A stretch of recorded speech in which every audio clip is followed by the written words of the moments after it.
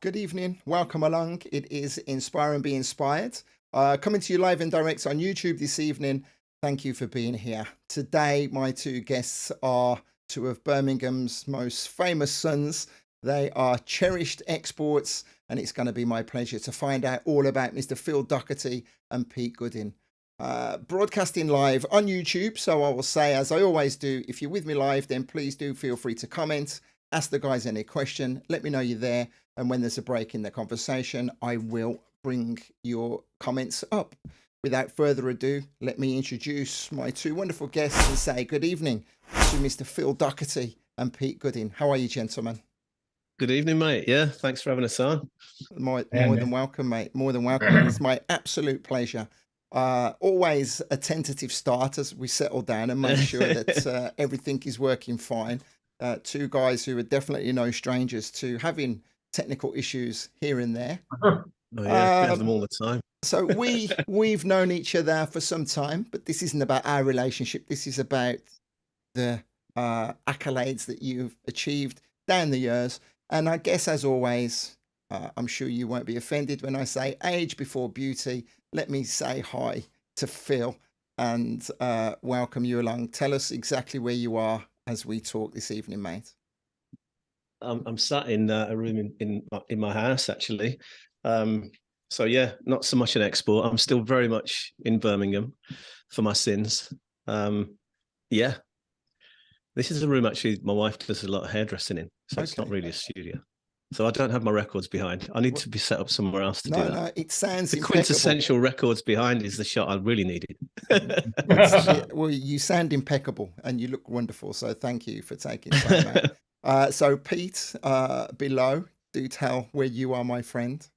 Yeah, I'm home in Ibiza, just up in the north in the countryside. All my records are at my mum's house in Birmingham. So I've got one box in the corner. So I've got no fancy wall.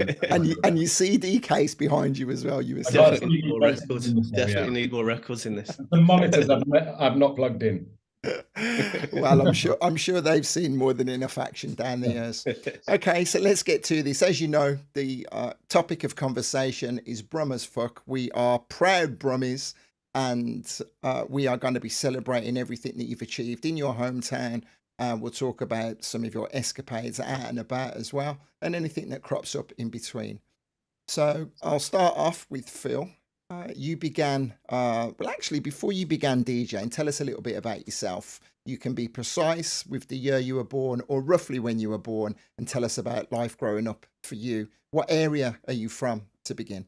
Well, I was born over in Smethwick, in so technically Worley, sort of back in the day, and my dad moved us to Selly Oak when I was about 8 years old. So I kind of did most of my growing up in Selly Oak, and not a million miles away from where I am now.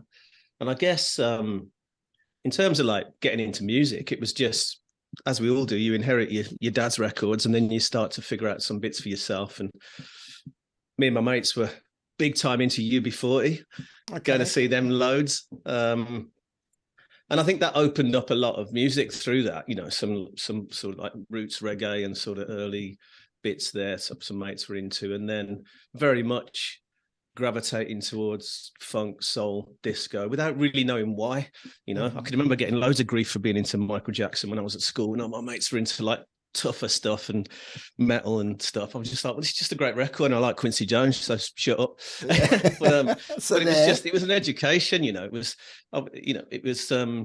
just gravitating towards those records. And of course, in the 80s, it was all about that sort of diverse music scene. That the top 40 was full of, alongside Phil Collins and those Elton John and those kind of established guys, you'd have like a lot of bands from this city, you know, the Beat and sort of and Coventry lads, you know, the Specials and stuff like that. So it was a real cultural mix of music. I think it was a good time. You know, I left school sort of 82, 83.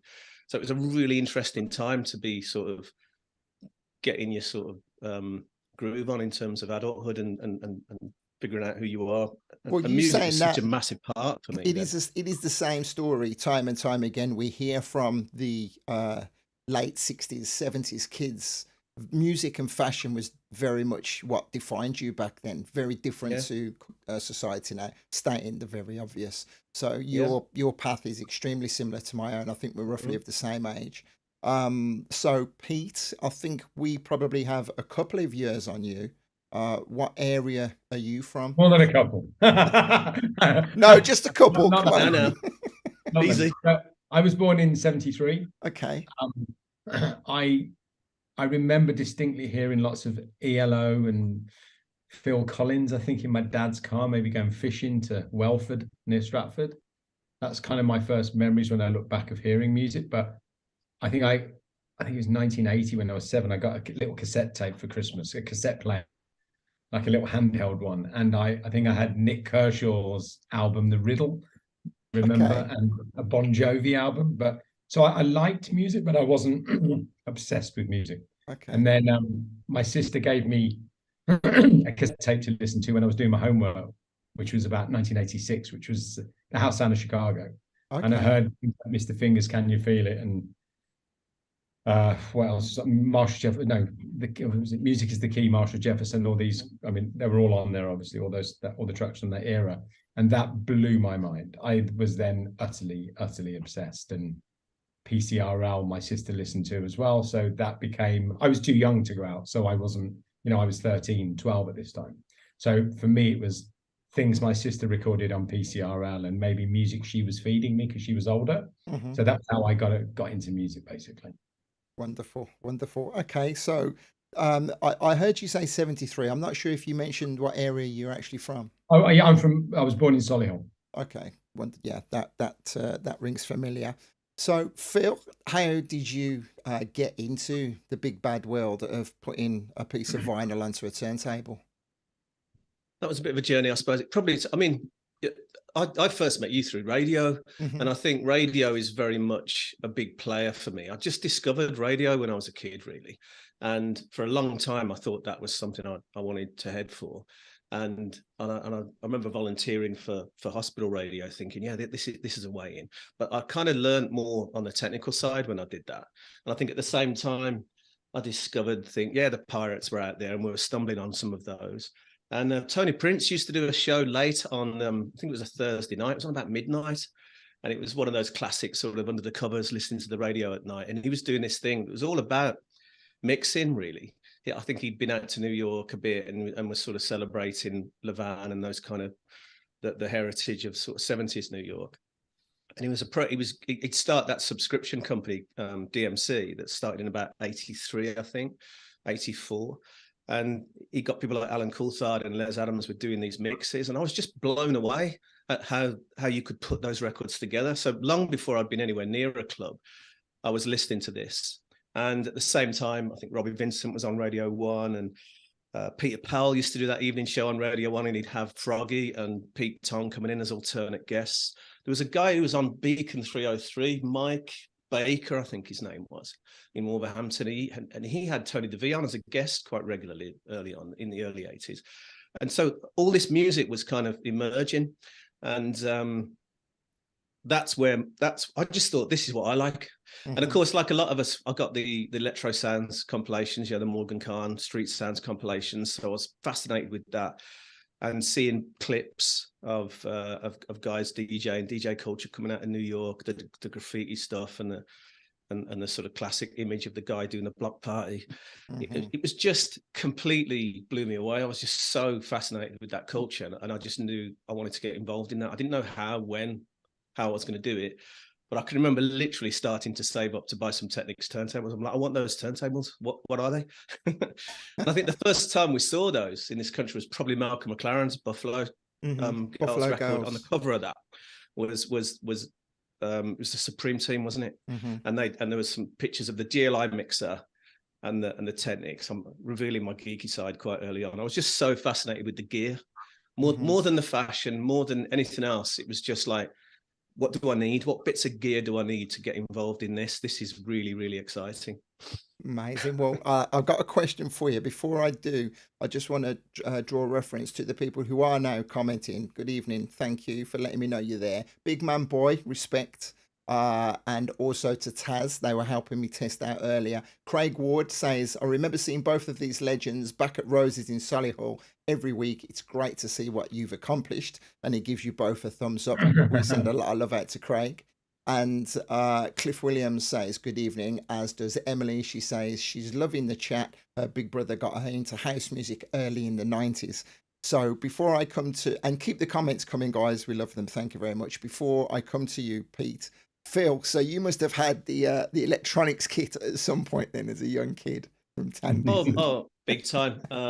It was just, I saw it. I mean, the only way to get information about that kind of equipment back then was electronics magazines. And I was sort of, I got into that. I was just fascinated with the technology, the idea of, I mean, I remember, seeing the first sort of affordable drum machine, something like the TR-707, not affordable to me at the time because I didn't buy one, but it was just a really, the technology enabled things. Just as sort of a bit later on, samplers allowed records like Pump Up the Volume to exist, and sort of that's that, and of course the revolution in hip hop. I fell in love with the technology around it really as I was discovering the music, because obviously as certain bits of kit came along, it changed the music. Yeah. I mean, later on we could talk about the 303 and the sort of 909 and stuff, and that there are big sort of punctuated moments where these bits of kit came along that changed the way it sounded. I became a student of it really, I think. It's quite funny as well, just that short span of time. Technology moves so quickly. So coming to yourself, Pete, by the time you were starting to get into the music and getting out and about, things were so far advanced. So you probably wouldn't have had the same kind of, the same kind of mind blowing experiences for someone 3 or 4 years older than yourself. Yeah, for me, that's very true. I think the first time I even saw a studio was Phil's. Actually, that was the first studio I even went to. I didn't probably share that fascination of it looked too complicated to me. I'll be honest. I used to see like X amount of audio channels with automation on each one and just think, really? What's going on? Yeah. So for me, I guess my mum and stepdad and brothers and sisters, we came here to Ibiza on holiday in 1987. So I'm like 13. And I was too young to go out, but my sister did. So she, I think, discovered clubs like Es Paradis that year. And the most I got was the Hotel Disco. And the guy who was playing in our Hotel Disco was actually a good DJ who I kind of knew later on. So he would play that early Sven Vath record, Electric Salsa by Off, and Jungle Fever, these very Balearic or more alternative sort of indie weird, I don't know how you describe them, and they fascinated me. I think being from Birmingham, an relatively industrial built-up city, to go somewhere that was kind of exotic looking and hear these exotic records like sung in foreign languages, a sort of very Euro sounding, was really, that enticed me in an amazing way. And we met some guys, on that holiday, kicking around with some kids who were older, who were really into that. We had this like mixtape that was like the tape of our holiday, and it had Loose Ends, Joy Sims, Fat Bat Band, some very early house, and that seemed like a very normal combination, or everything I was hearing just somehow made a lot of sense. But at this point, I don't even, I'm not buying music. I think I'd bought a Public Enemy album, Nation of Millions, which I was obsessed with, and I had like a little Sanyo, MIDI hi-fi. And actually, I remember once pulling my sisters into my room, so I had 2 of them, and I didn't know anything about DJ culture at all. But I used to get a cassette tape. I'd record a record and pause it at a point I thought was significant, and I'd change the record, and then wait for a significant point and unpause it. So as if almost simulating crossfading. But I didn't before you even realized. Yeah, I used to make and it was all recorded stuff. I guess off either my sister's records or tapes off PCR. Literally. So in a way, editing bits without knowing that was anything. I was just playing around. So yeah. But that still didn't come to much. And then I remember a more significant holiday 2 years later was in Ibiza in '89 when I was 15. And we sort of sneaked out of the hotel, and my sister took me to Amnesia and Es Paradis, and I heard Alfredo play French Kiss and experienced for the first time a club, and I was like, wow, whatever this is, I'm doing this. And that was my moment, because we came home And again, my sister was very much responsible for me getting into music and taking me to these clubs. And then when we got home in that summer, she was like, there's this club called the Hummingbird, and we went there. And then that's when I got into it as a weekly thing, and it became a part of our lives, I guess. So for me, it was Ibiza, you know. It's that was the catalyst. Well, you mentioned the Hummingbird. We're probably getting a little advanced. You saw the conversation that we had with Jock and also with Lee as well.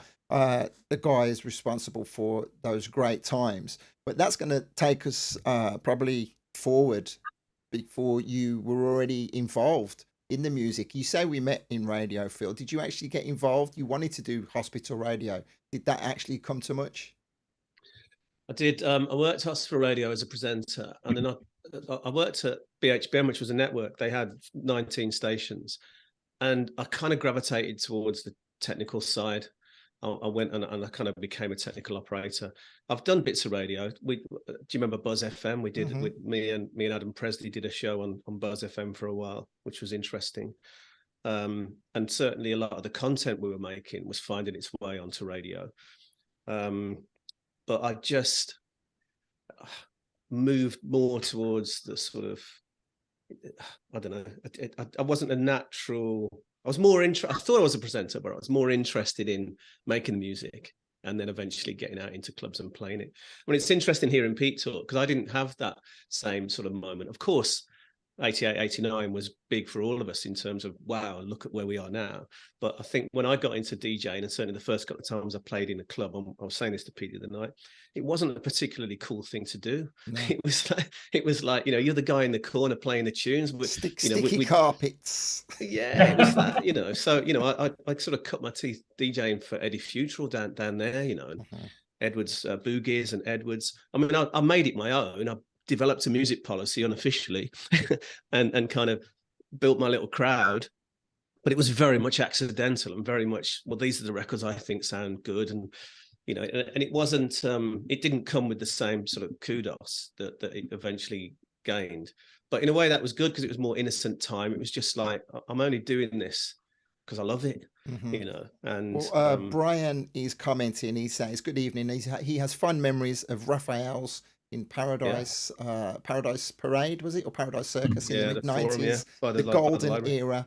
He'd look forward more to those Friday and Saturday bar nights, drinking, talking and listening to the music and clubbing. And he then goes on to talk about the commission mega mixes and asks, were they DMC related? We're getting ahead of ourselves.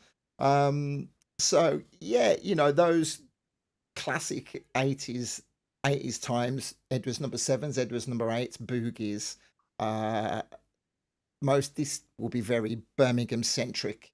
You know, fun memories of being stood outside, shouting up at the lady, asking for your taxi just after you've got your kebab and chips, sitting on your records or whatever it was. The great times. So how long? So before I come back to Pete, how long did that keep you around? What was that? John Bright Street, wasn't it? That was John Bright Street. Yeah, well, I can't remember exactly when that would have been, but it would have been sort of around. I'm guessing sort of 83, 84, and I was at college when I blagged my first gig at Boogie's Brasserie. That was the one on the corner, and then I got to know the lad who booked Boogie's the club. I played for him, and he was kind of like, yeah, you can mix, man. And he put me on in the main room. And I ended up playing at Edwards number 8 for a spell. But these were different times. Like I say, it was like, you know, incredible. I just hearing those names again, very Birmingham centric. Anytime anyone mentions them, it's just like incredible. Really, you know, they would have been our formative years, my formative years. How you got into a club at 14, 15 years of age, you know, trying to sneak past Nobby on the door. And he'd let you in and not get your head kicked in by other Zulus. You know, it was a rite of passage, right, every night. It was funny because when I stopped working at Edwards, I went back in. I was like, God, it's grim in here, isn't it? But I didn't see that from where I was, from my perspective of the room. I was so into the music and so focused on the dancers and learning my craft that I didn't really look up and see that there was a fight over there, and there was, you know what I mean? More than one or two. Yeah, you know, it could be a bit grim, but and there was no appreciation. I mean, you mentioned people like Nobby, you know, they didn't give a monkeys about what the DJ was doing. That the hierarchy went doorman, glass collector, bar staff. You know, somewhere down the bottom was the guy in the corner playing the records. It wasn't about you, and that's fine. That's kind of taught a bit of humility, I guess. But I was learning stuff. I was buying records and I was sussing out which ones worked together well, and that kind of works with that. And you know, there were some great records around, and it was, and I just made it my sort of mission to build sets. Really, nobody told me to, because it was a pop music sort of era in many ways. But I just carved out, well, these are the records I like. I'm going to figure out how to put these together. You know. So what nights did you work just there? Before. What nights? I was there. I did most Fridays and Saturdays for about a year and a half at Edwards. I did bits in all the venues that Eddie owned for a while, but Edwards was my thing.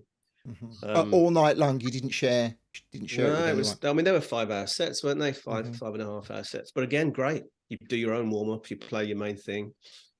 The guests, you know, scene hadn't really started then. You know, it was sort of early days for that. So you know, and. But that's how you learn. That's how you learn how to play, isn't it? Cutting your teeth.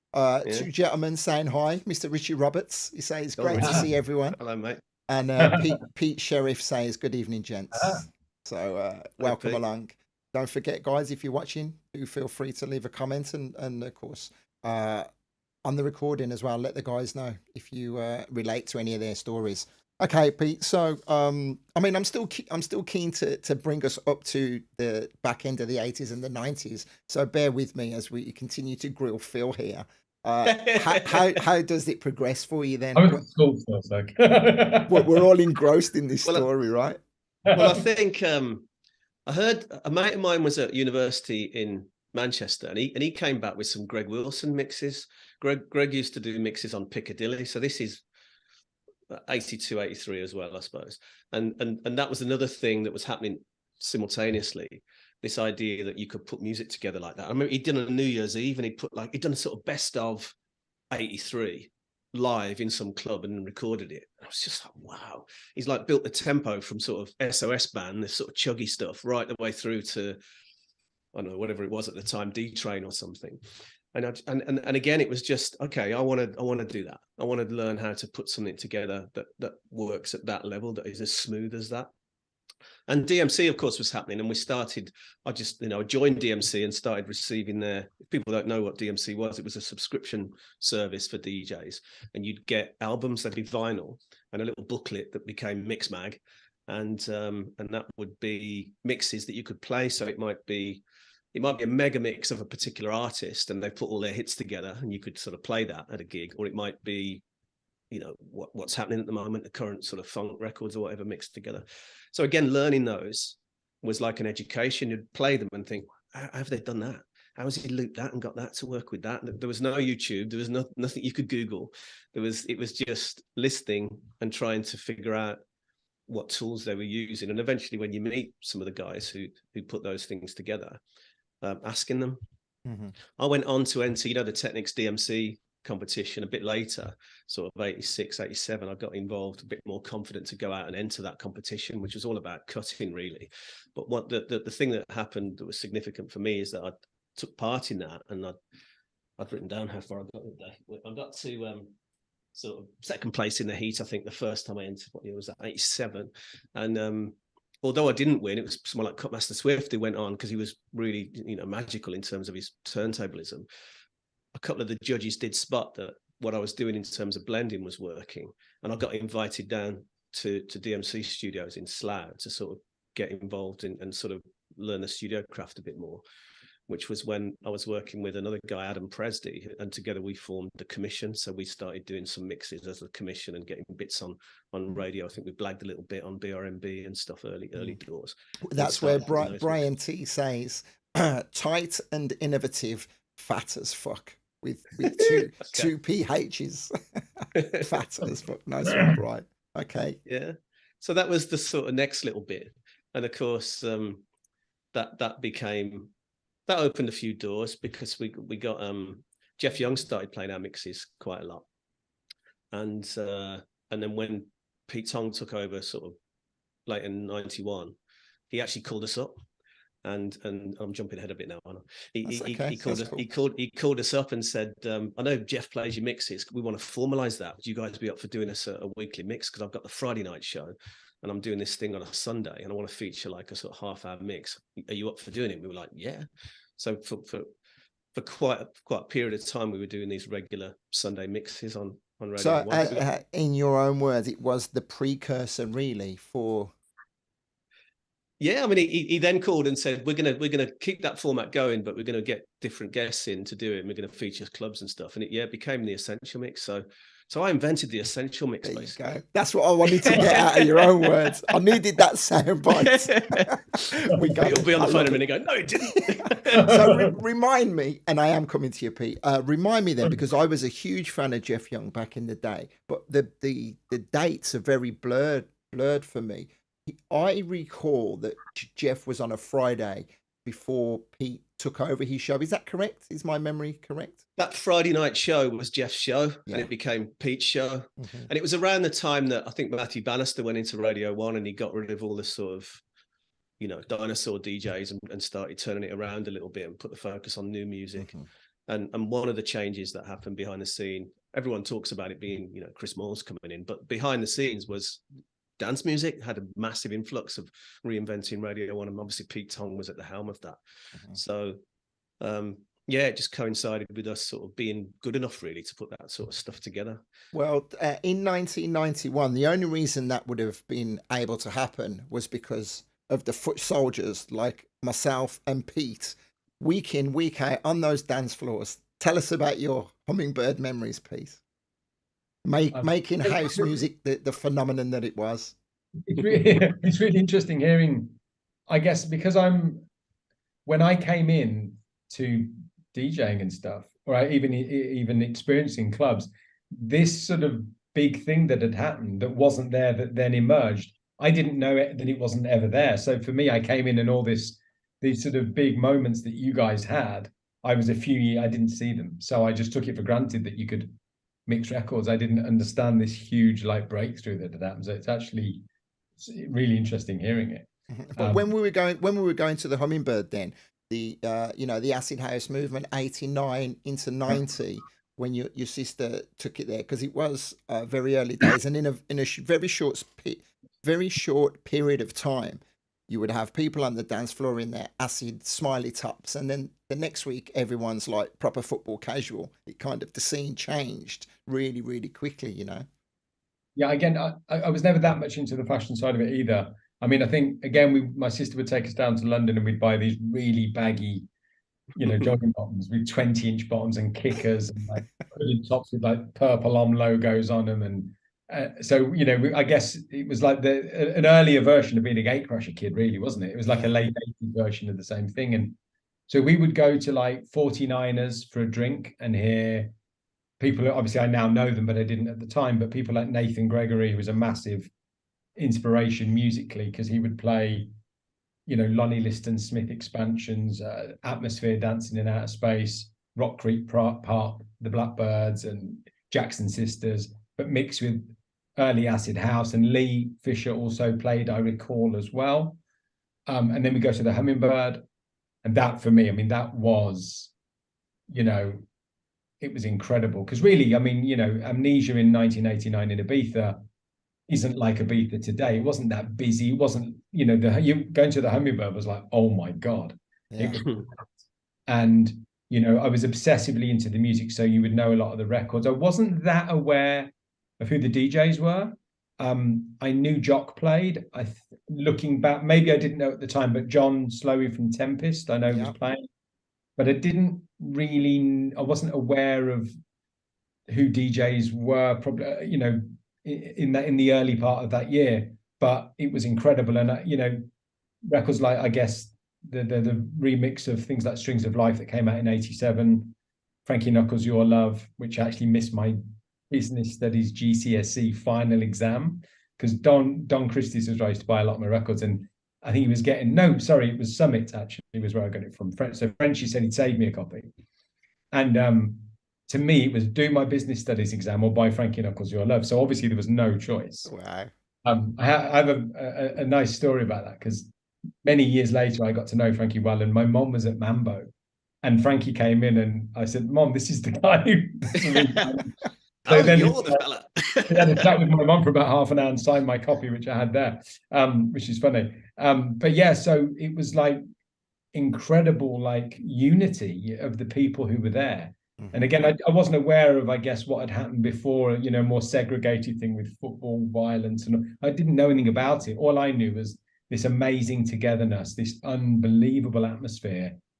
And again, at this stage, I was obsessively buying records at this point. So I was a glass collector at a pub in Solihull, and I would spend all my money on going to Don Christie's, or it was a shop down in Sparkbrook near my nan's house. I can't think what it was called now. My sister did tell me yesterday. I actually made some notes, but I can't remember what it was called. And so Summit, Don Christie's, and I would spend all my money obsessively on just buying. Emma is saying, don't forget to ship me those records you promised. Oh, my sister's there. So yeah, basically I would just spend all my money on records and obsessively listen to them. But I hadn't considered being a DJ. It wasn't, I was a kid. I didn't think I could do that. You know, I didn't even picture that. I'd probably just left school. But then when, I think late 89, or maybe then early 90 would have been, or maybe even in the middle of 1990, some friends of my sisters were saying there was a new club in Stoke, and the DJ was like incredible. So we went up there, and that was Sasha, and that was the moment for me when I was like, oh my God, that was the beginning of thinking, I want to be a DJ. That was so inspiring to me. That was like on a different level to anything I'd even experienced. The way he could put records together was just, for me, like, mixing wasn't a way of getting to the next record. The high point was what happened when he put two records together for us was, and all our friends were just like, wow. Yeah. So that was my real moment of, I need to do this. Wonderful. Well, let me say thank you, Emma, for getting Pete into this. I've got to give you some props. So brilliant backstory from you both. Thank you very much. I want to focus now on the actual, you know, when we get into this, because it's really difficult for both of you to give us your, you know, your full life stories. Or I always say it's impossible to capture that in this conversation, but we want to focus on your time in the music industry and all that you've achieved. So Phil, let's talk about the first significant, apart from, of course, you know, getting to submit your mixes to Radio 1. What would you say is the next major step in the journey for yourself? Well, I think the next step is probably going from, because we're essentially DJs putting records together, and it's like, hang on, we need to figure out how to make records, really. And that came slowly from, because this is back in the day when, you know, we're not talking a laptop and a pair of speakers. You're talking about a room full of gear, you know, mixers, compressors, outboard equipment, maybe hardware samplers, drum machines, and all this stuff needs to be learned. And, you know, there was no courses to go on. So we learned a lot of that stuff slowly. And I think probably the transition was doing what we'd done for radio and for people like DMC for the labels. So the next step was to create sort of artist mixes, where I think we did Salt and Pepper for Pete Tong. I think we did Run DMC. I think we did the Ireland catalogue for Ireland, where we take their records and kind of create these montages. We did one for Mark Archer's Alternate for Network Records. That was a good one. It really lent itself to what we were doing in terms of chopping up and creating this montage of all their music. I don't want to lessen what you were doing, but the Jive Bunny of Birmingham kind of thing. Well, I mean, we were aware of Jive Bunny, and it did, in fairness, become quite a naff thing to sort of make it, you know, it did. I remember once talking to Pete Tong, and he was saying that, yeah, it's becoming a bit naff, this thing now, where you kind of create this thing. But we obviously tried to do it with a bit of flair and decorum and style. Yeah. But it did outgrow itself. It did become a sort of marketing tool for labels to rinse a bit more out of their catalogue, you know. when either the artist had moved on or they didn't have a release, they'd stick out a mega mix. So it became a bit naff, 100%. But it had its role for us in terms of learning our way around a studio. And then of course it's a small leap from there to say, well, why don't we take that loop and kind of program something new on it? And so it was a very slow process for us learning, because again there was no YouTube. Who were the engineers? Because you must have had engineers who really would have held your hand. We were doing it ourselves, really. We'd literally, we bought a couple of Akai samplers, the old S950s, and we had an Atari. Our first computer was a Commodore, but then we upgraded to the Atari, and that was great for MIDI. And so we learned how to use that, how to sequence, how to trigger the samplers, how to mix what they were doing on the board. So that you don't learn that quickly; it takes time. And yeah, the first couple of records we made, they weren't great, but and of course we desperately tried to get them out probably before they were ready, and it's like, we were figuring it out really, and doing our learning in public to some degree. But it took a long time back then to one, stylistically position yourself somewhere, and then technically as well. You're learning both those crafts at the same time. So I mean, that was we did a couple of releases as the commission, but really the commission were like a Hot Mix 5 or a sort of, a sort of Latin Rascals crew that were just making these sort of mixes, which was great. It was a great place to be. And, I loved going back and listening to some of that stuff. And it was, it had its role in learning the next bit. Of course. So Pete, do we need to skip forward to the early 90s actually, because that's when our paths would have crossed. We met on your radio show, actually. Although that was mid-90s, that would have been me and Lawler and Jefferson, I think. Right. Not before then. I knew you before then, but yeah, I was going to say, I'm sure we met at Marco's before I was on the radio. Oh, of course, right. Well, I guess my first DJ gig was, I remember it. I have a really acute memory for this stuff, but like it was the day I bought Papua New Guinea from Selector Disc in Coventry, I think.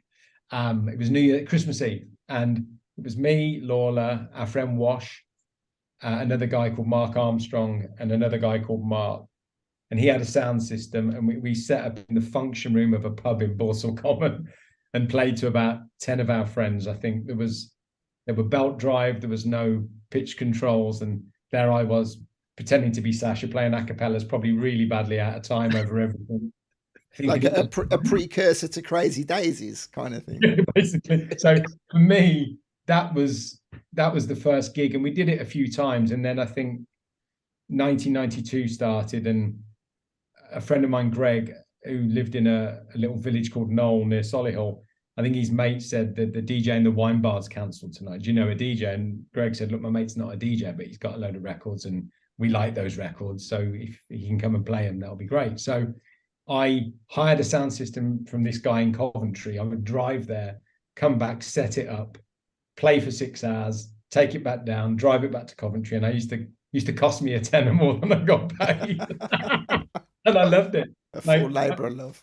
Yeah, I mean, the first time I did it, I couldn't even set the equipment up. And thankfully, my mate Wash, who was also producing at this point, could actually work out, I'd only had my bedroom set up. So I did that every week and it was brilliant. I absolutely loved it. And then I was the glass collector. I was a barman. I was a barman at, the guy I was a glass collector for was a guy called Danny Coveney, who ran the Barley Mow pub in Solihull. And then he moved to kind of the one nightclub in Solihull, which at the time was called Rosie's. And I was the barman at the time, and I was talking to Danny about the fact that I've been DJing and stuff. Probably he was almost, we were going very, very well. And he said, you should start a student night or a night, whatever. He said, why don't you come and meet this guy who plays on a Saturday? He's into all that stuff you're into, which was Phil. So basically, I met Phil and came and heard Phil DJ, and he was playing all these great records, again, the kind of records I'd heard Nathan Gregory playing, these sort of David Jones. I'm glad you said that. Imagine if he was playing all this shite. He was playing all these mega mixes, stuck Aitken and Watts. Mate, enough of the mega. Yeah, it was like, I was like, did Phil just text me? Don't no. A lot of sort of jazz, funk, rare groove, disco, Again, I loved early hip hop. I didn't like hip hop much after about 1990, but great early hip hop, and then house. And to me, that was fantastic. So we got chatting, got on really well, and just decided to hire a, you know, I think Phil's idea was let's bring in an extra sound system. So Phil went really overboard and bought this like huge rig in, and I knew this is in the bar, isn't it? In the bar, and I kind of knew a lot of people in Solihull. I was very outgoing and had a lot of friends in all the different schools. So the way I saw it was, all I've got to do is get everybody out of all the other bars into our bar.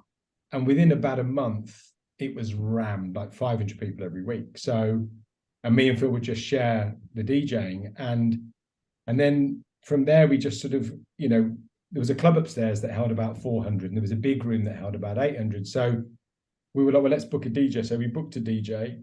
I think Angel was the first DJ we booked. Okay. It was full. And then it just went for 7 years, booking, you know, Murillo, Tony Humphreys. What was the full name? Rosie O'Brien's was Rosie the name. O'Brien's, right on the high street in Solihull. The top, exactly, yeah. And, you know, it was really good, you know, all the big promoters from Birmingham, like Lee Garrick and Jim and other people like Piers, they'd come down and sort of see what we were doing, wondering how we'd filled this club. But it was just, I think Solihull, people were really into dance music in Solihull. It was like a big thing. Everybody I knew was into house music by this point, and I guess where I live just needed an event like that. So, and it just worked very well. So that's how I met Phil, and I guess that was my first proper kind of regular gig, really. And also, you know, we'd be designing the flyers. I'd be out 3 or 4 nights a week with my first girlfriend Hannah, handing them out outside every club in Birmingham, basically just handing the flyers out. And that was part of it, you know, that was just part of the job. And you mentioned very briefly, you just snuck in Lawler. You actually went to school with Steve Lawler, right? Yeah, I mean, I didn't know him at school, bizarrely, but I did go, we went to school from the age of 5, but I think my parents were away on holiday, and I think we'd been to Amnesia House, and I think we invited everyone we knew back to my mum's house. That was Emma's fault. Blame Emma. That would have been Emma's fault. You know, you've been up all night partying, and then, you know, you just think everyone's your best friend. So, and Steve was there, and we realized we'd sort of been to school. We'd been to the same school. And I think Steve was the one kid in his year into house music, and I was the one kid in my year into house music. And we basically, because I failed all my exams, like I got fails in everything. And then I kidded myself I could be academic, and I retook them. And Steve was at Solihull College, and we didn't really go to any lessons. I used to hang out, smoke spliffs, talk about music in the canteen. And I repeated this for about 3 years, constantly failing every time. But I didn't really care, you know, it wasn't really of any consequence to me in my head. I was never gonna kind of get a job. So that was, yeah, that's how I met Steve. And then Steve then started DJing with us. Steve was, I guess, also doing a few bits around that time. I can't remember. He was sort of playing early hardcore sort of stuff, I think, around that time as well. So yeah, we did a lot of things together generally. So we all would have met uptown at Marco's, as I say. I was resident DJ. Yeah. I was resident at Marco's with Steve. So Phil, well, Saturdays, Sundays as well. You know, for quite a while. Sunday mornings we were doing it for a bit. Sunday morning, yeah. That's Pete right. Mentioned about Rosie's, how you got into Rosie's. I guess you need to. He's given us the overview of it all. But how did that come about? How did you get in there, Phil? How did I get in there? Yeah. Oh, sorry. I think I kind of gave up my day job in '89, as quite a few people probably would have done who was in music, and just sort of.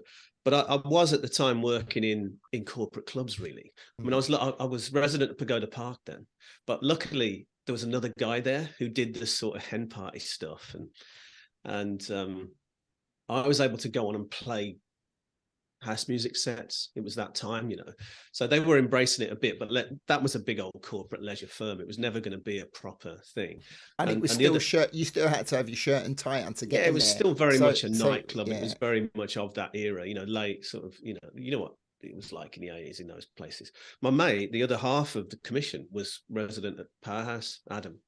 So between us, we had that little corner going on. But again, I learned loads being there. But I think that introduced me to that world a little bit. And let's not pretend Rosie's wasn't particularly underground place either. That was owned by a big brewery, and we were in there to do a job, you know. And I just got offered it. I can't remember how it came about. I just got offered it because I was doing something over there.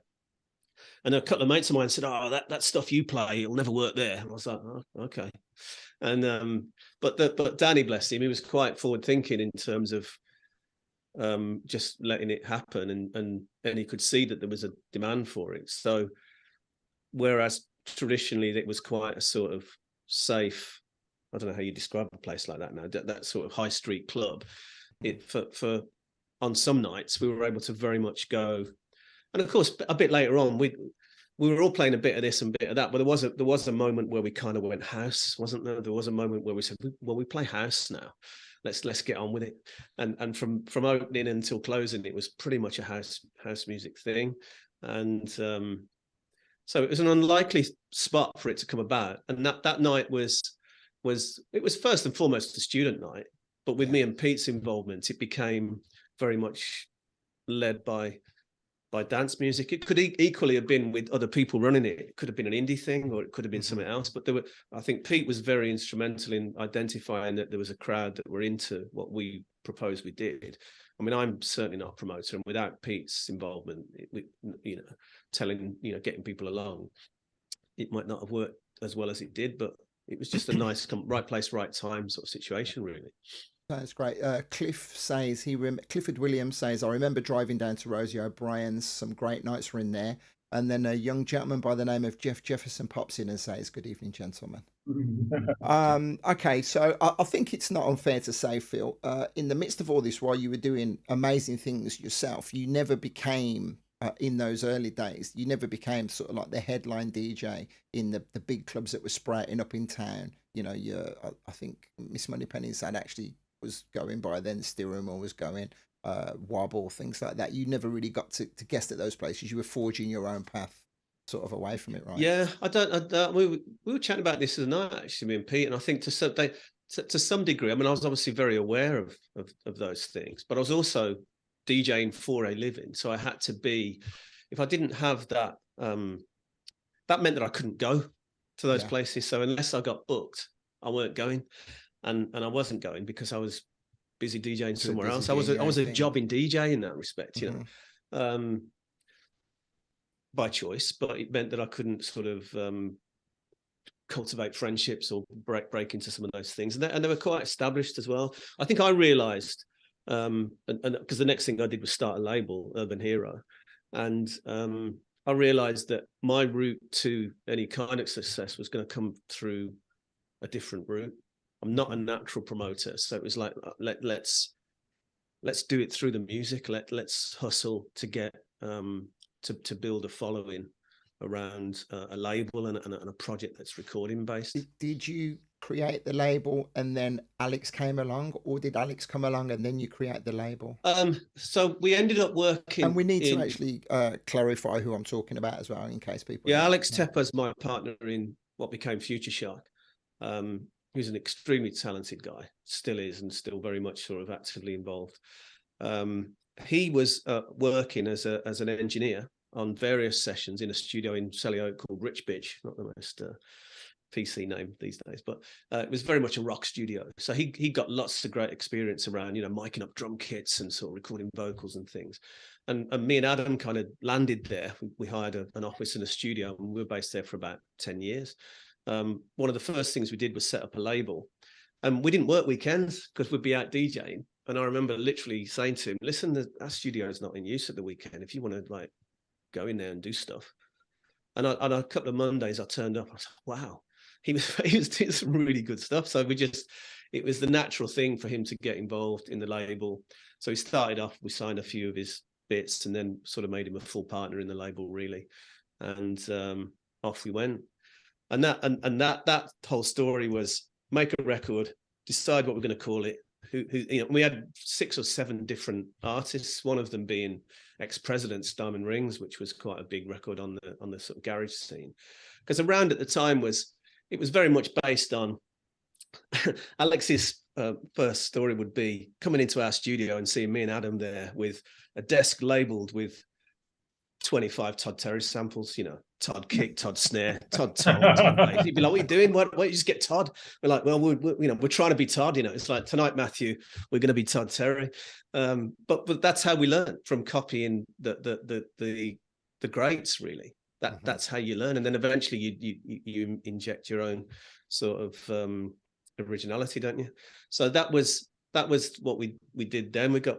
And around sort of a bit later, 97, I'd say, I literally announced one day, I went, you're not getting anywhere reinventing this, an artist every time. We need to be one thing. And I've got this concept for this act. It's called Futureshock, and this, you know, and we kind of talked it up, and we and Alex chatted, and we were like, yeah, let's do that, because we could see at the time that there was a new path for you know, artists, DJs becoming bands, if you like. We'd watched Underworld and Left Field and Groove Armada and Basement Jacks becoming these acts, you know, and that was the thing. Let's go somewhere else with this, and let's see if we can do that. Daft Punk as well. Okay, put a pin in that. Punk, of course. Yeah. Put a pin in that moment in time. Good evening, Tracy. Thank you for your comment. She's mentioning progress in Derby. So Pete, we've skipped forward a fair bit there. My recollection, and when I was putting the blurb down, I mentioned to you, and you didn't correct me. So while I'm sitting here listening to the conversation, I'm thinking, now I'm not actually sure if Pete did work in a record shop, but I'm fairly certain you did, right? Yeah, I mean, basically what happened after Rosie's was that I think Phil landed Raphael's for us, basically. So I think I did Fridays, maybe, or Saturday. Me and Law, but basically I invited Steve. So me and Steve did Fridays. I think you and Alex did Saturdays, maybe. Was it? Yeah. And which was amazing. I mean, because we used to go to Raphael's anyway. They used to like play loads of great old Sasha tapes or tapes from Chuff Chuff, and we loved going there. So we'd go there before maybe going to, you know, wherever we were going, you know, whether it's Snobs or Steerham or wherever. And so I started to DJ there a lot. And then I guess we got to know a lot more people. And at this point, Steve was really trying to convince me to stop pretending that I was ever going to pass an exam or have a job and just come and work in Global Groove's record shop with him. So I remember in my head, if I pretended I was academic or trying to be, I guess in my head, I could blame failing to be academic on the fact that I was wasting my time as a DJ, and vice versa. I could blame failure in DJing on the fact that I was taking up a lot of my time with college. I think the biggest, boldest decision I made was, forget it. I'm just going to whatever this is going to be, I'm going to do this, and I'm just going to jump in. It was obviously quite a scary thing to do, but of course I didn't have a mortgage. I wasn't married. So in that respect, it was never going to be an easier time. So I went to work at Global Grooves. So that was with Matt Booker. Then I met Mark and Piers and Adam and Graham Fisher and all the guys that were around that. And that was great fun. You know, I really thrived in being in a place where I could spend even more money on records, even when I was getting them at cost. Get paid in vinyl. Yeah. So then I guess I was in a community, and Steve was right. You know, it was like, you'll meet all the promoters, you'll get into the scene. So, you know, we kind of did that. And of course, then you got to know people like Barney and Carl and all the other promoters that were kind of, I guess, around. Also, as a younger kid, I was buying clothes actually in the depot. Again, pre-knowing anything about the club scene, so I was quite friendly with Mick and Dermot, who were always so lovely to me. I mean, such nice guys. So then I'd start seeing them about. So, you know, you were able to become friends with a lot of people. And I remember once Adam Johnson from Global Grooves was going on holiday and asked me to make him a tape. And I, in a previous holiday in about 91 in Ibiza, I went to Cafe Del Mar and heard Jose, which was a huge moment for me. That was like a real, wow, that was my main thing musically in a way. And so I got really into more alternative, I guess, Balearic, more chilled stuff. And I made Adam a tape and he loved it. And he said, we're opening a new bar called Circo. Why don't you come and DJ there? So I did Saturdays there for a long time, which was great. So that, and then I guess that led to worst DJ booth in the world. It was, God, behind the bar, although near the drinks, that was quite a time for me. But but it was great because someone like Jose would play that. Jose was like my idol, and he would play monthly, and I would literally be nagging him saying, Jose, take 22, third track, side B, and I start singing Bob James records like and he'd just be like, it's Bob James, leave me alone. So it was great. And then I used to play it, I guess, at nights like Crunch and Steering Wheel. I used to play a Cream for Barney and Carl. And then Fun and Slang. I didn't play at Fun, but I used to go to it. Mm-hmm. Maybe I warmed up there once, maybe I did. It's hard to remember. I used to play, I was very versatile. I was always very eclectic. So I'd play like at a drum and bass night at Subway City, and I played everywhere. I didn't really sort of know what my real direction was, I guess. But that's how I kind of got into and actually Adam Presty, Phil's old partner, he wanted to open a record shop. So I ran that record shop. So Lawler would sell, basically, we sort of accumulated thousands of records and we wanted to get rid of a lot. So Steve was selling a lot of old records upstairs and I was running the shop downstairs. So again, I would meet, Mark Gillespie would come in, who was starting to run God's Kitchen, and all these different people. So again, you just got more and more integrated into the scene, really. And where was that? It was off Brighton. That was off just John Bright Street, wasn't it? A little alleyway off John Bright. Vinyl Matters. Jeff was talking about Vinyl Matters. It was so cold. I remember me and Steve used to sit around a little gas fire. There was a lovely coffee shop. There was a coffee shop, or it turned into a coffee shop after, or it was a coffee shop before. I looked years, because I've not really spent much time in Birmingham for like 20 years, but I did go and look once. I was like, oh wow, it's not there. So that's, I guess, how I started to get into. But in reality, I found it. I never felt I would be taken that seriously in Birmingham. Not that I thought at that time I would be anywhere else. I felt like it had got started. There was a close-knit group of people, and I've always felt a little bit on the outside of that. So I didn't see a way to get to really be able to progress. I couldn't see that. And then again, from 89, once we got to 1990, me, my sister and brother, we would go to Ibiza with our friends. By the time it got to the mid-90s, like we kind of go at the same time as Lawler and other friends. And we used to, I guess, obsessively going to Cafe Del Mar, hearing Jose, buying all his tapes. And sometimes it was so busy in there, you couldn't get a drink. And we saw this little bar next door called Mambo, which never heard of, just opened. And it was quicker to get a drink in there. And then we'd start hanging out in there sometimes, and the music was good. And me and Steve would always be asking Jason By the name of the records he was playing. And Steve was a bit cheekier than me, probably a bit more outgoing, and he blagged to play there in 95. And then he called me in 96 and said, what are you doing tomorrow? This is like obviously pre-mobile phone. I'm at my mum's house. And I said, well, I'm coming to Ibiza on holiday tomorrow. And he said, well, I've got you a job at Mambo. You start tomorrow. I was like, what? So I got there, and that's, he just said, look, don't get drunk. Don't start messing about. Don't start scratching. Just take it. Behave.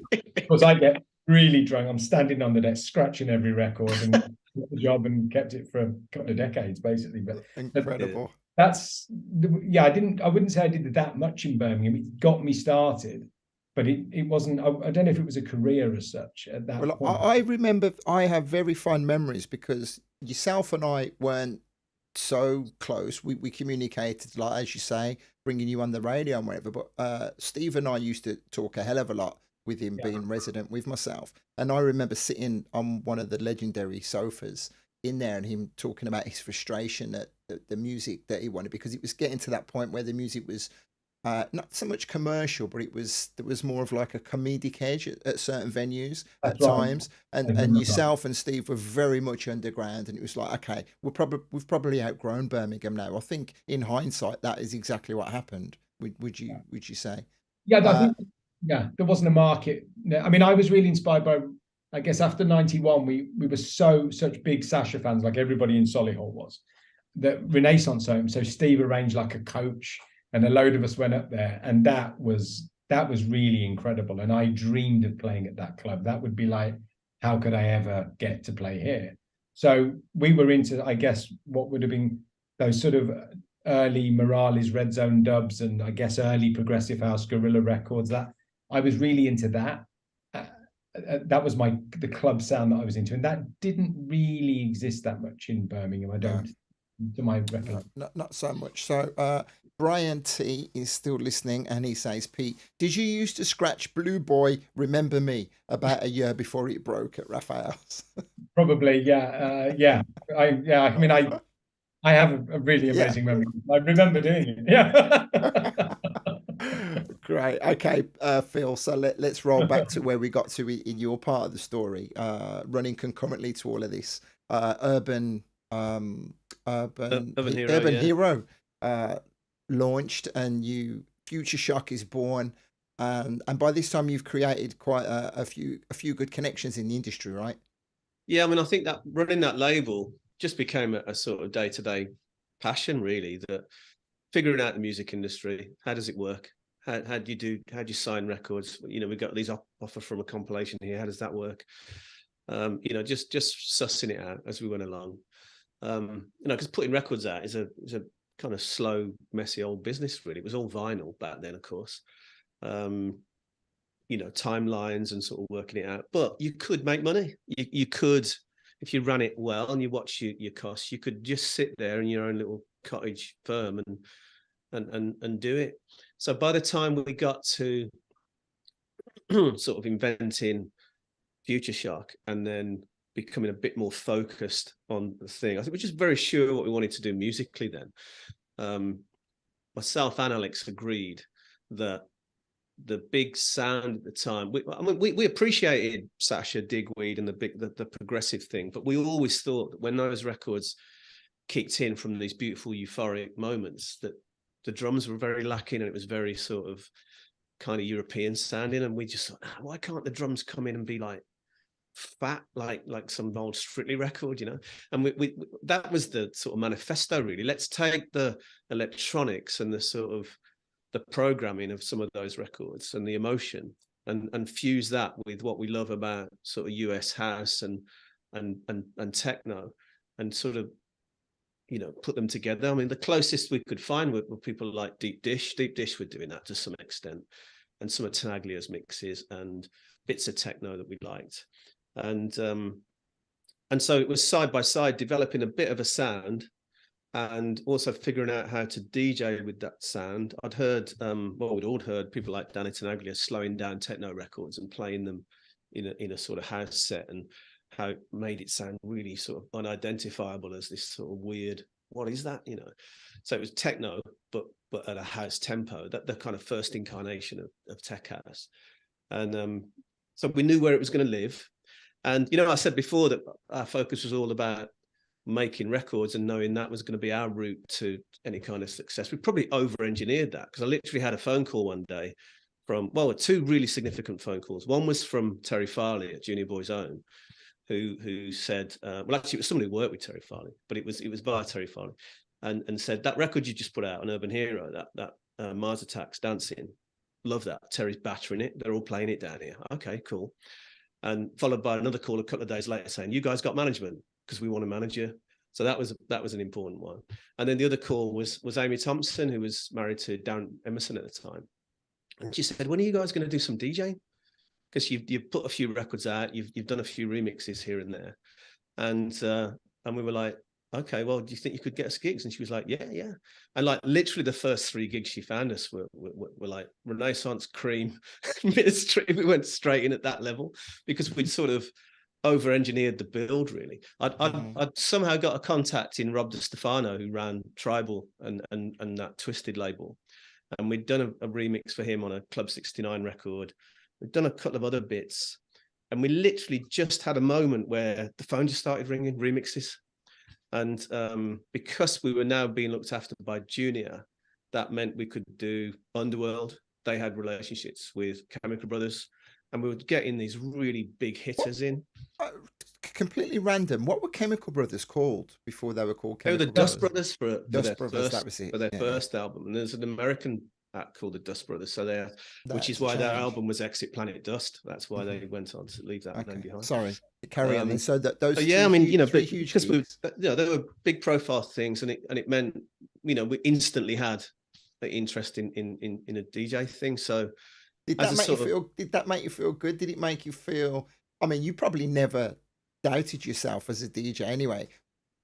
double prong question. Was there ever any resentment, the fact that you never did get to play those gigs in Birmingham? And then when you're doing these things, was it like two fingers up to Birmingham or not? No, not at all. I mean, I loved being from this city, still do. I think people were doing what they're doing, probably at the time, maybe.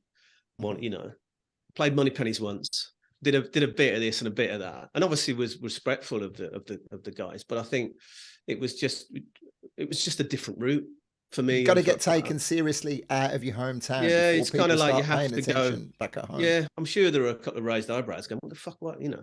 But it was just, everybody's got their story, and that was mine. You know, I knew that ultimately, I didn't think anything was more important than the music. I thought it's not really about who you know. It's not really about what you're wearing. It's not really about, you know, any of the image stuff. If you make a great record, it will find its audience. I really, truly believe that. I still think that's true. I mean, Pete works in management now, and obviously there are a lot more sort of, and I've done bits with Pete in that capacity, and I know that there's obviously a lot more. There's the social media world and stuff, and content creation and stuff, but nothing replaces whether the music you're making is any good or not, because it will just win friends. And what was fascinating for me is we could be in that little room in Selly Oak and make a track, and Dubfile would ring up and go, "Oh, that's a tune." I think, wow, you know, we would just go out. You'd release these things that you'd sort of worked on, and they'd release them, and they'd sort of flutter away and find their, you know, so because we all realized that our scene wasn't just our scene. There was a little, you could find your counterpart in Tokyo, you could find your counterpart in Moscow, and they'd know the same, they'd have some of the same references as you, and that became really apparent very, very quickly, especially when we started getting on planes and going to some of these places. So it was a meteoric rise to superstardom around. Well, maybe not superstardom, but actually you achieved 15 minutes of fame, Andy Warhol would call it. I was going to say a little bit more than 15 minutes. You know, some of the reel off some of the most treasured remixes that you achieved. Some of the biggest artists that you got to work with. Well, we did Underworld, Chemical Brothers, Groove Armada, Moby, Saint Etienne, New Order. You know, they're you know, lots of sort of super high level. As well as, so we ended up, our manager at the time said, "Oh, we're not doing tracks anymore, we're doing acts." And I quite like that as a sort of, because we were getting offered things. You know, we'd get offered the hot tune that Simon Dunmore had signed to Defected, and we're like, well, it's already a hot tune, why are we mixing that? And so instead we'd rather get, you know, Jamiroquai. Well, or Jamiroquai, or Emiliano Torrini would send us an album and go, pick a tune from that. We'd be like, okay, well, which one of these we're going to have a go at? It became much more creative as an idea, that you could take this record that was in a Bjork world, if you like, of alternative electronica, and put it on the dance floor. That was more exciting than taking a currently hot dance record and just creating another mix that was going to live on B2 on the double pack. You know, let's take 2 minutes to satisfy the geeks amongst us. Who did what between the two of you? Well, I was probably the kind of consummate DJ, and Alex was the engineer, but we very much blurred the lines. I think it wasn't true to just say that was the role we sat in, but you do, when you work in a partnership, you do need to take on different roles. You know, I would walk out the room and make a brew and come back and go, you know what, we might be going a different direction with this. Whereas Alex was incredibly good, and still is. He's a masterful guy. I could play him a record, and 2 days later he'd say, "Oh, you know, we need some hi-hats that were like that thing you played me yesterday." And I'd be like, "What?" And he'd have that eye for detail that I probably didn't have. I was using big broad strokes, and he was getting in on the detail. And you do need that to complement each other, I think. Mm-hmm. Wait, did you get quite? You say, you know, growing up you were a geek. You take pride in the fact that you really then, as the technology progressed into the late 90s, were you getting hands on, or was it over your head? Well, I built every studio we worked in, so I'd be wiring up the patch bays and sort of sussing out the gear and getting my head around the difference between processors and effects units you send to, and all the sort of hands-on stuff. It was like going to school. It was like going to university. It was like doing a self-made course, really. So for a long time, I mean, like, you know, we did have a bit of a sort of overnight moments, but it came at the end of 10 years of sort of learning our way around a studio and figuring out where we were going to live as an artist. You know, that it wasn't like we had that idea and it happened. It was like the 30 odd releases we did on Urban Hero all culminated in us becoming Futureshock. That 10 years in Selly Oak, learning our way around the studio and cultivating a few contacts and understanding how the music business worked, all played its role. So, I mean, there's no way we could go. Darren Hughes had just left Cream, opened home in Leicester Square. Steve was one of the residents down there too. And one of our first gigs as Futureshock was there. And it was a big, high profile gig. There were journalists in there and stuff. You know, you couldn't just do that at the Trap as a you need to have something, you know. You got to earn your stripes. That's a phrase I like to use, which will bring me very neatly onto Pete, because are you going to sit there and take some credit for the state or the mammoth, not the state, the mammoth that Ibiza became, because yourself and Mambo taking over from Cafe Del Mar really was the beginnings of what turned Ibiza into just something insane, right? You say almost 2 decades of yourself honing your craft, creating the actual following in the footsteps of Jose, and then those 8-hour sets at Mambo's were legendary, right? I mean, I wouldn't, like, Jason Bai was there before me, but in the years he was there, it was his idea to do a pre-party with Javi and invite in the likes of Brandon and Alex, and I guess back in that period, like Nicky Holloway, whoever was around really, and that they were friends with. Cafe Del Mar was amazing, and Jose did the best sunsets. But after sunset, Cafe Del Mar would empty. Even in its heyday, it would empty. And what Mambo saw before I worked there was, well, actually, we can do sunset too, but we can make a party afterwards. And I think the owner, Javi, just great with people, a great host, understood how to, play the game and be there and make everybody happy. The guys at Cafe Del Mar generally weren't playing that game. They were quite miserable. I rented an apartment off one of the owners once. They weren't sociable guys like Javi. So Javi understood, and he was really into the club scene. Like, he'd been going to hear Alfredo from the early 80s. He was massively into it. So for him, this was a really exciting thing to do. So when I got to Mambo, I definitely did it differently to anybody else who'd been there before, for sure. In the sense that I guess everything I'd learned from listening to people like Nathan, a night at Mambo to me, because, they do it differently now. There's lots of DJs, but in the period I was there, I was the only nighttime DJ. So you come in at about 6 and you play till even 4 a.m. So, you're there for 10 hours every day. And this is 7 days a week for 5 months of the year. And so, I would come in and play a lot of chill out stuff, and then movie soundtracks and things like that, classical music. And again, obsessively, I bought every Jose cassette ever, bought every record on it, probably from singing all them to him in Birmingham, and really enjoyed that. Like, some other DJs didn't like that, but to me, that was like an amazing thing to do every day. Memories, I still play at Mambo once in a while. And just that view, playing again, to a lot of DJs maybe that played there, the more alternative stuff was a compromise they kind of had to do. To me, it was my speciality. Yeah.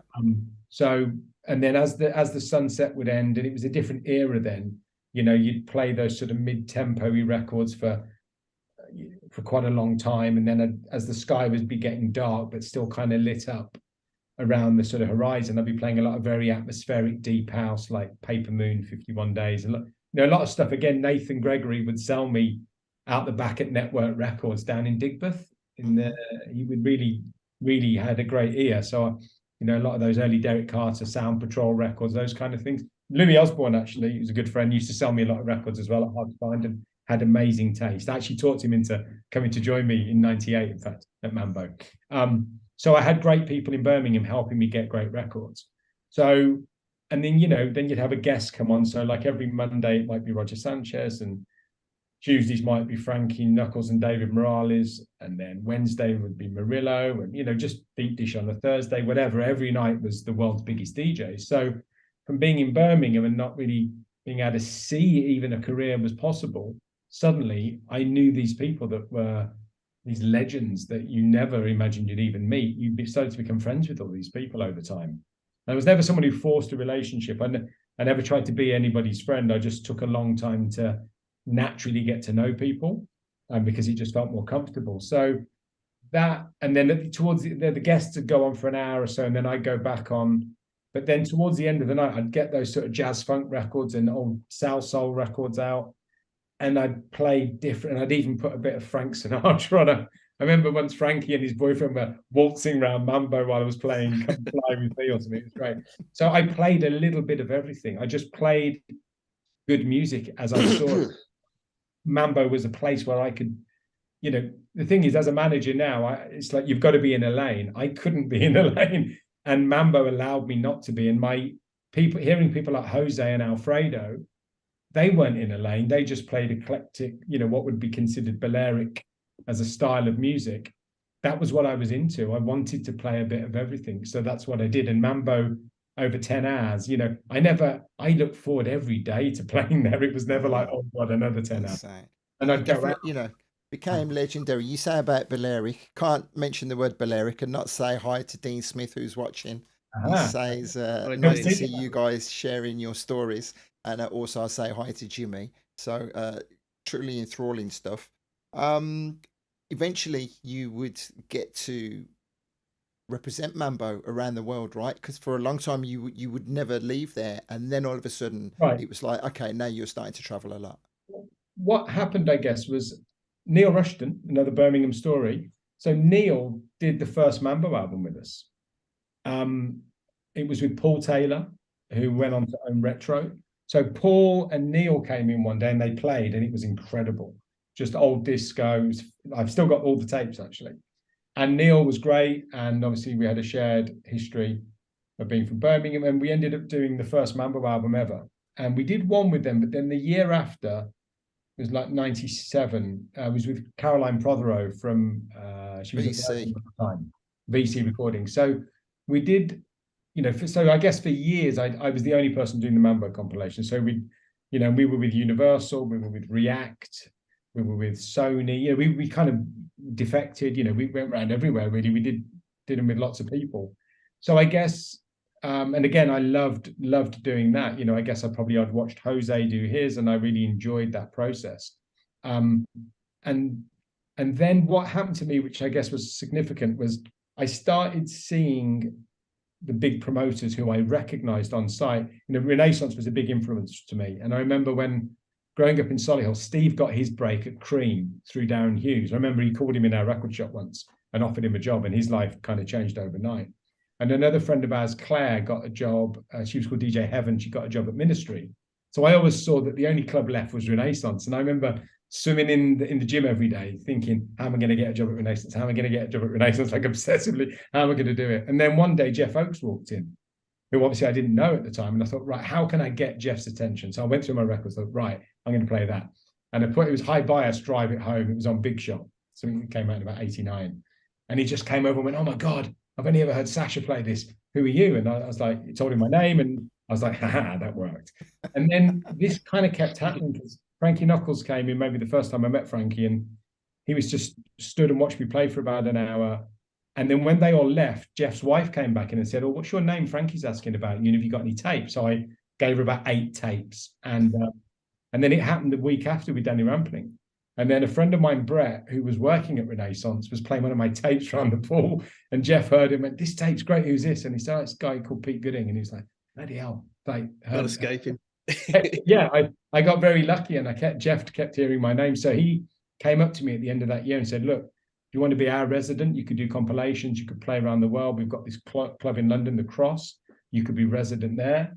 We're going to open this club in Nottingham. And I was like, yeah, you know, I mean, it was like a dream come true to me. So I had this sort of, I guess, this chill out thing that was very Jose inspired that I got to do at Mambo. But then in a club, it was this sort of progressive house thing. And Renaissance was the coolest club in the world. So that immediately got me an agent, which was Dave Seaman's agency, which was actually run by one of my best friends from school, Sarah.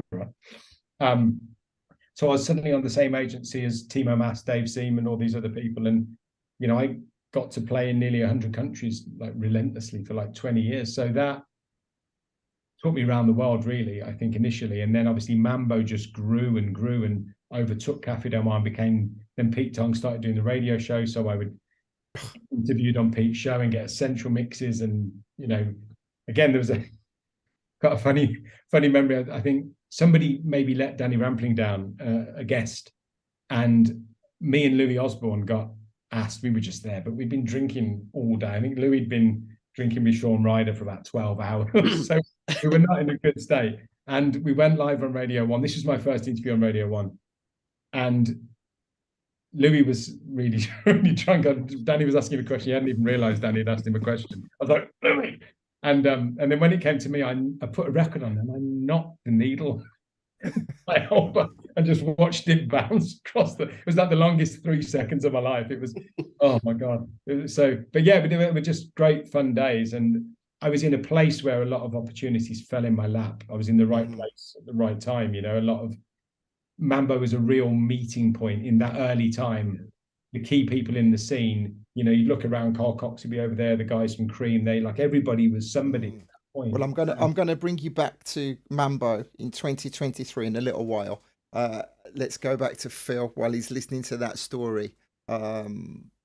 Again, you tell us your timeline in parallel to all of this as your story progressed. Well, I didn't get to Ibiza until '99.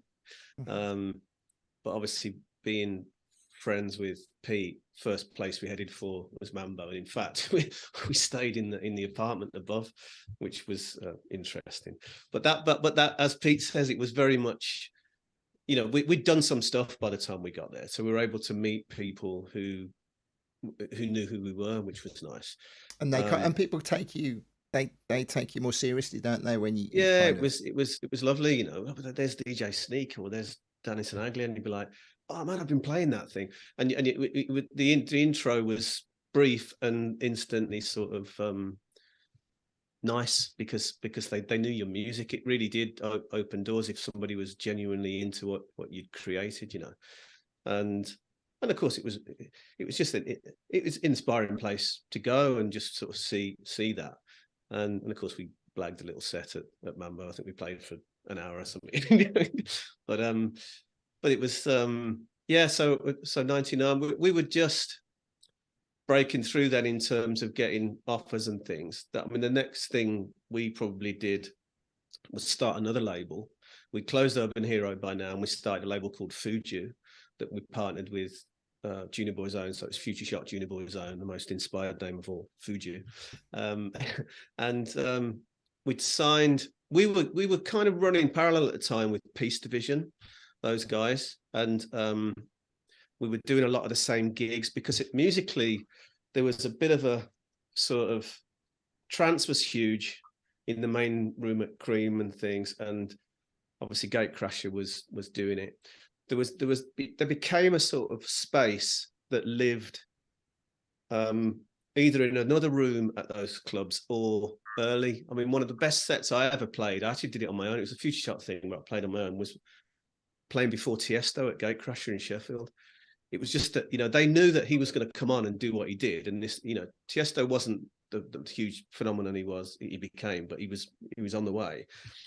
And I could go from zero, almost sort of chuggy sort of stuff, right the way through to that moment where he came on and did what he did. It was amazing. And I think there were quite a few clubs were into that. I mean, we hated the progressive tab. We really hated it, but we got kind of lumped in with that a little bit. Was it the same kind of era when Oakenfold would have been touring with you too, or is it before? I don't know when he did that. I mean, he had the Courtyard at Cream, didn't he, for a while? And when Darren Hughes left Cream, he took Oakenfold down to London. So yeah, it kind of was, because he was doing Saturdays, I think, in Leicester Square, and he's touring stuff, and Steve was doing Fridays. And we would sorry, I pulled you off your train of thought. And we were monthly guests, monthly residents at home in Leicester Square with Steve, and then as well as doing other bits as well, you know, all over the place. So it was just a really busy time. Loads of great gigs. When was the touring with Underworld? Well, that was later, when we spent a year making an album, which was interesting, because when you're trying to DJ as well, it's hard, and we struggled with that, if I'm honest, because we'd never done it before. We were figuring it out, and so for most of the music you make, you chuck away. You're not happy with it, and so you off you go. You've worked in the studio Monday to Friday, and you've got nothing to show for it, and then you'd be together at the weekend as well. So it probably put a lot of strain on our personal relationship, because you're in each other's faces all the time. But we got that together. We signed with Junior Boyzone at a time when they were sort of refinancing via EMI. So we ended up signing to Parlophone. So now we're label mates with, Radiohead and Kylie and Blur. It was like, okay, this is interesting. And that meant that they had budgets for remixes and things and videos and stuff. And the next progression from that was touring with Underworld, picking up the festival bookings where you perform live rather than DJing. So we did, Glastonbury 3 years in a row, and went over to Japan with Underworld and did some shows with them and stuff. I mean, that was all completely new to us. It's like, how do we take these very studio-based records and try and do something live? Did you nail it? Did you ever fall on deaf ears, so to speak? It was difficult, because I think a lot of people, the thing about becoming a live electronic music act is you can get stuck in that. What you really need to do is spend money on the production. You need to do what Daft Punk did when they did that first, what's the big festival that they came back and did the pyramid stage? Coachella. When they did Coachella. They got they kept going back, didn't they, asking for an advance on their fee, because they knew that they got to fill that space with something very visual and very worthy of filling the space. Because ultimately electronic music is like, if you're not careful, it's like watching somebody saw a bit of wood. It's not the most visual of things, and so you do need to grow it. And I think if you're an act breaking through, it's really hard to get to that level, because you've got to spend money. And we did it by going small. I think Pete saw our live show. We created this backdrop, a little sort of 12 by 12 screen, and set up in front of that with this sort of console thing, and just centered it on stage. So we did it with visuals, but to grow to the point where, I don't know if you've seen Chemical's show recently, or one of those kind of guys. I mean, the expense on production is huge. So I think, and it was before as well, there's been a blurring, hasn't there, now, between when somebody DJing and when are they playing live. If you book Calvin Harris now, is he playing live or is he DJing? And it gets blurred with all the production that everyone else is doing around it. But I think back then, you either played live or you DJ'd. It wasn't so blurred. And it was an interesting time. To be honest, I probably enjoyed DJing more, because there's much more flexibility in that. I hear that. So put a year stamp on that. Well, 2003, our album came out with Parlophone, EMI. And of course, we're still remixing and stuff then. And we went into, I mean, Junior Boyzone had got experience with the Chems and with Underworld of the sort of tour cycle that they'd learned from the rock bands. You put your record out and you go out promoting it and touring it. Of course, that model very quickly turned upside down, because other things were happening in 2003. iTunes was being launched, and somebody had the brainstorm to give away MP3s for free online. So I'd meet people going, yeah, I've got your album. I'd be like, did you buy it? No, I got it from Napster. I'd be like, oh, okay. And it was the music industry turned upside down, didn't it, really? Overnight, at that time. Much. Mm-hmm.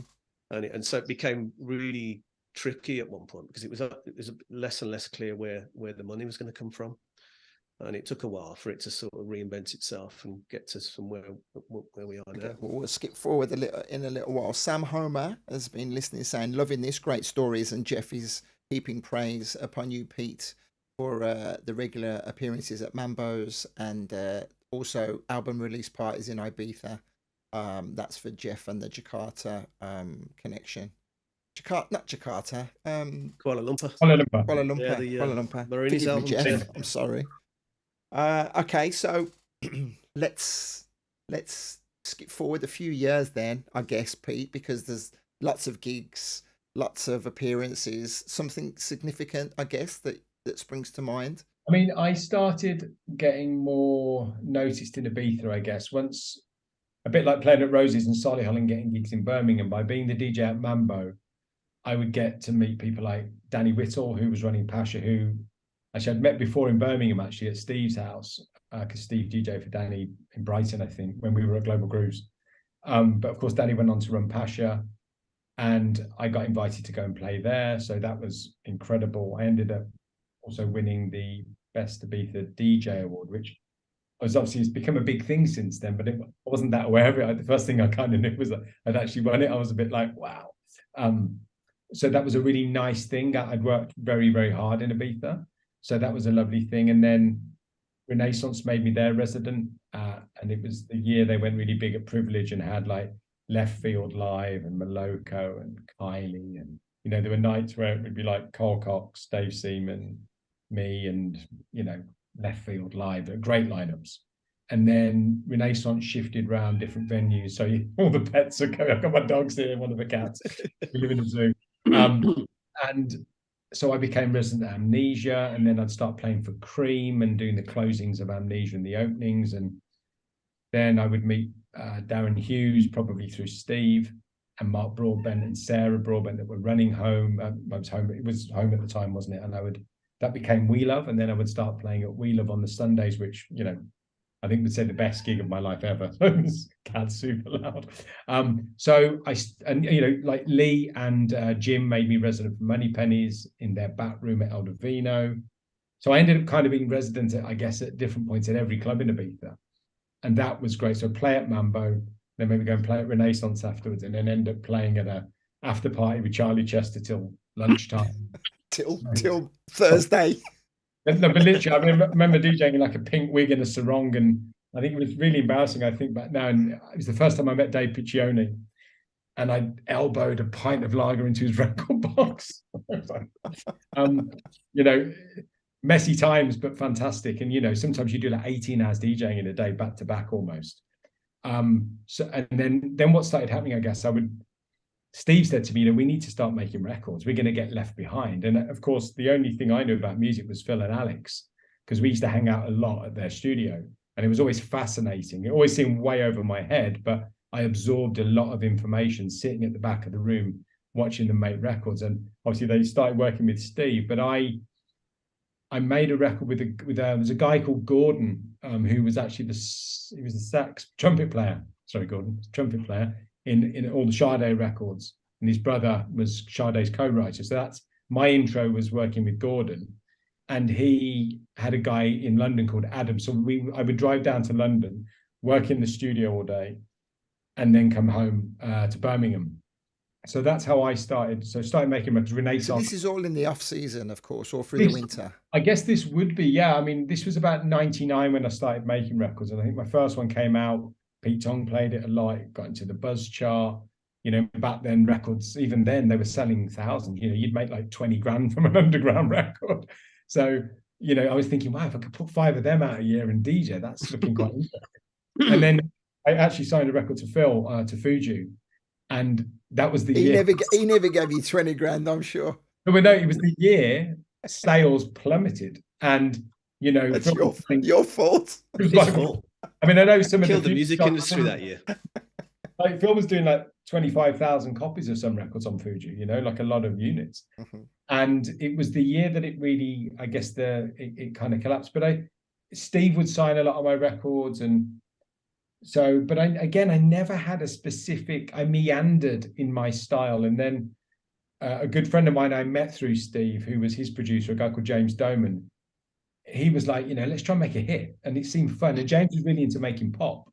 So we took an Armin Van Helden, we took the Carrie Lucas sample that Van Helden used in You Don't Know Me. We put like a rap on it. You know, like, I would be making like Latin jazz and chill out with sort of super famous chill out producer Afterlife, who became a very close friend and still is, who lives down in Cornwall. So I'd be going down there making tracks for the Mambo album. So I was doing I am almost the cautionary tale to the artists I manage. Don't do what I did. think of one thing and stick to it. But yeah, so making lots of music, traveling a lot, and yeah, just, many years passed. High points were getting invited to do things like essential mixes and really going to countries. I was so lucky. I think I played in nearly 100 countries, and going to meeting all these amazing local people, and just discovering the world was an amazing. I think that's why I left Birmingham. I feel like I had a great time growing up in Birmingham. It was a great place to be, but I discovered the world was a beautiful place, and an urban city in England didn't stop looking exotic enough to me. And I then moved to London and probably spent about 10 years living in London. It was also nearer to the airport. There'd be nights in Solihull where I'd be playing in Hong Kong the next night. I'd literally get a cab to Birmingham Airport, get a coach to Heathrow, not get any sleep, fly 14 hours to get to Hong Kong. And it's not as glamorous as people think, is it? Oh God, I mean, and it was, so moving to London made it easier. I had a girlfriend at the time in London, so I stayed with her a lot, and then I was starting DJ a lot in London as well. So that also changed. I became resident for Ministry, and I was resident at the Cross for Renaissance, which was incredible. Again, I can't really remember all the places I played. I played everywhere, I guess, for a long time down there, but 90% of the time I was abroad. And you mentioned a statistic there. How many of the gigs when you were going abroad were amazing? I'm sure the shine must have started to wear off after a while. I was on the same circuit as the DJs I looked up to because I was playing at Renaissance. So I would be playing at a club in, say, I don't know, Singapore, and I'd see Pete Tong was there the week before, Steve was there the week after, or John Digweed, it was Nick Warren, it was that Dave Seaman, these kind of guys that I really looked up to. Phil and Alex were, there was a night where it was, I don't remember who was headlining. Was it you guys or Steve? It was you guys were headlining, I think. Oh, you're talking about Renaissance in Nottingham? Yeah, it was Phil and Alex, Steve and me. It was the whole line. Yeah, it was mad. It was a mad one where we suddenly realised it was Birmingham in the house. Birmingham boys done good. Yes, it was quite funny. When I worked at Global Grooves, a young kid used to come in who could barely even see over the counter, and he used to write. I think he wrote me a letter once. It was Jim Breeze, and he was such an enthusiast about me. He was so young, and he had great taste when he was young. And I got Jim a job at Mambo, and Andy Baxter by default. I got Andy a job, and Lewis Osborne. So I basically infiltrated Ibiza with Brummies, and that went on for a long time. I used to be, I guess it would be the musical director at Mambo, where I was choosing a lot of the DJs. I was organising who was playing, not the guests, but who the residents were. So I was literally, I think you pretty much had to be from Birmingham to play at Mambo for about 15 years. I love it. I love it. Well, someone's commenting, I'm not sure who Believe is, forgive me. They say, that's a boy to get on, Steve Lawler. Pete and I have spoken. I'm going to send out the call and see if we can track Steve down at some point. Yeah. You've mentioned a lot of names here in this conversation, which is one of the reasons why I like to celebrate Birmingham, because we have a lot we have a lot that we are responsible for in the clubbing world. You mentioned Gatecrasher. We talk about Sunday Central. We talk, there's so many different topics that we're not going to talk about right now. Let's continue focusing on you guys. Jimmy's asking a question that I'm not going to ask. Forgive me, Jimmy, because we've got so much to still get home from these guys. Conscious of saying, fully aware that we're not going to get the full story in this short interview. Phil, bring us up to sort of like the 2010s and onwards. When did the pace start to slow down for you, or is there still more of the high life that we haven't yet covered? Well, I mean, you mentioned about whether that when you're touring, it's true that not all of those shows are amazing, but lots of them are, and you do things that, I mean, we played in Yellow in Tokyo, which is just like, it's like a movie set. And it had such a legacy, Lauren Levan had played there and people like that. And you could go and you could play long sets, and they were, what the Japanese crowd are like. They're so appreciative and so into what you're doing, and they give you carte blanche to do your thing and build at your own pace. And so some of those were just, you'd be buzzing off those gigs for days. We did loads of touring in Russia. not sure I want to go back there now, but we did lots of beyond Moscow, St. Petersburg. We were getting offers every week for cities we'd never heard of. We'd be getting the map out, and where's that? And we'd traveling across to Ekaterinburg in Siberia and stuff. I was just about to say Ekaterinburg, Kaliningrad, all those. Yeah. There's the and famous it really circuit, right? I mean, I got so wrapped up in that it felt like missionary work. Felt like you were introducing this music to this sleepy town in 4 hours from Moscow, and really sort of wrapped up in, I'm going to play some music you've never heard before.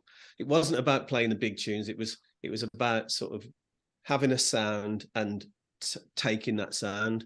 And yeah, of course, we were playing our own music and mixes alongside lots of other stuff, and somehow coming up with a sound we called our own. I think, but it was always fed for us. We definitely came from recording. So you're only as hot as your last record.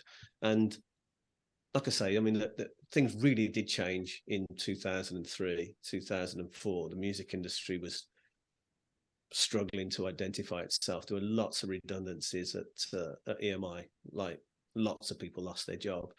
The guy who signed us wasn't there anymore and stuff. And although we'd got a 3-album deal, the other thing that was happening for us was we were struggling sort of musically to go, well, look, the way we're playing now, how does that relate to the music we're making? And I think a lot of people can go through that. If you're playing, we'd gone a bit more underground with what we were playing. We were playing a lot of tracky stuff. We weren't playing loads of vocals and stuff, and probably creeping into sort of playing bits of techno and stuff because we were on bigger stages. And then trying to figure out from that, how do we take that back into the studio and make another album? So we really, really struggled to make a second album. And in the end, it got so, if I'm honest, it got so difficult that I literally rang up Business Affairs and said, "Oh, we're not gonna deliver this album, mate. How do you feel about that?" And who does that? If I could go back and speak to myself, and I'd say, "Don't do that. It's EMI Records. Deliver another record. They've got to pay you for it."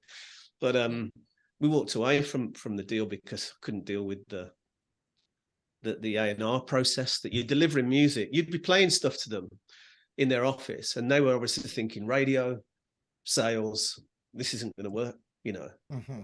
And so you either take on board that they want to come up with something that's commercially viable, but you then reinvent yourself that you have no passion for. Yeah, it's tricky. I mean, I think now I'd approach it differently. I would look at it differently now, and I wouldn't. It's not about selling out. I think every artist struggles with making something that's viable, but equally you're passionate about, And of course, there's a lot of snobbery around music. It's one of the industries where that happens a great deal. We all turn our nose up at the next record and stuff, and there's loads of that going on. Then we were just as guilty of doing that, and we'd sometimes be.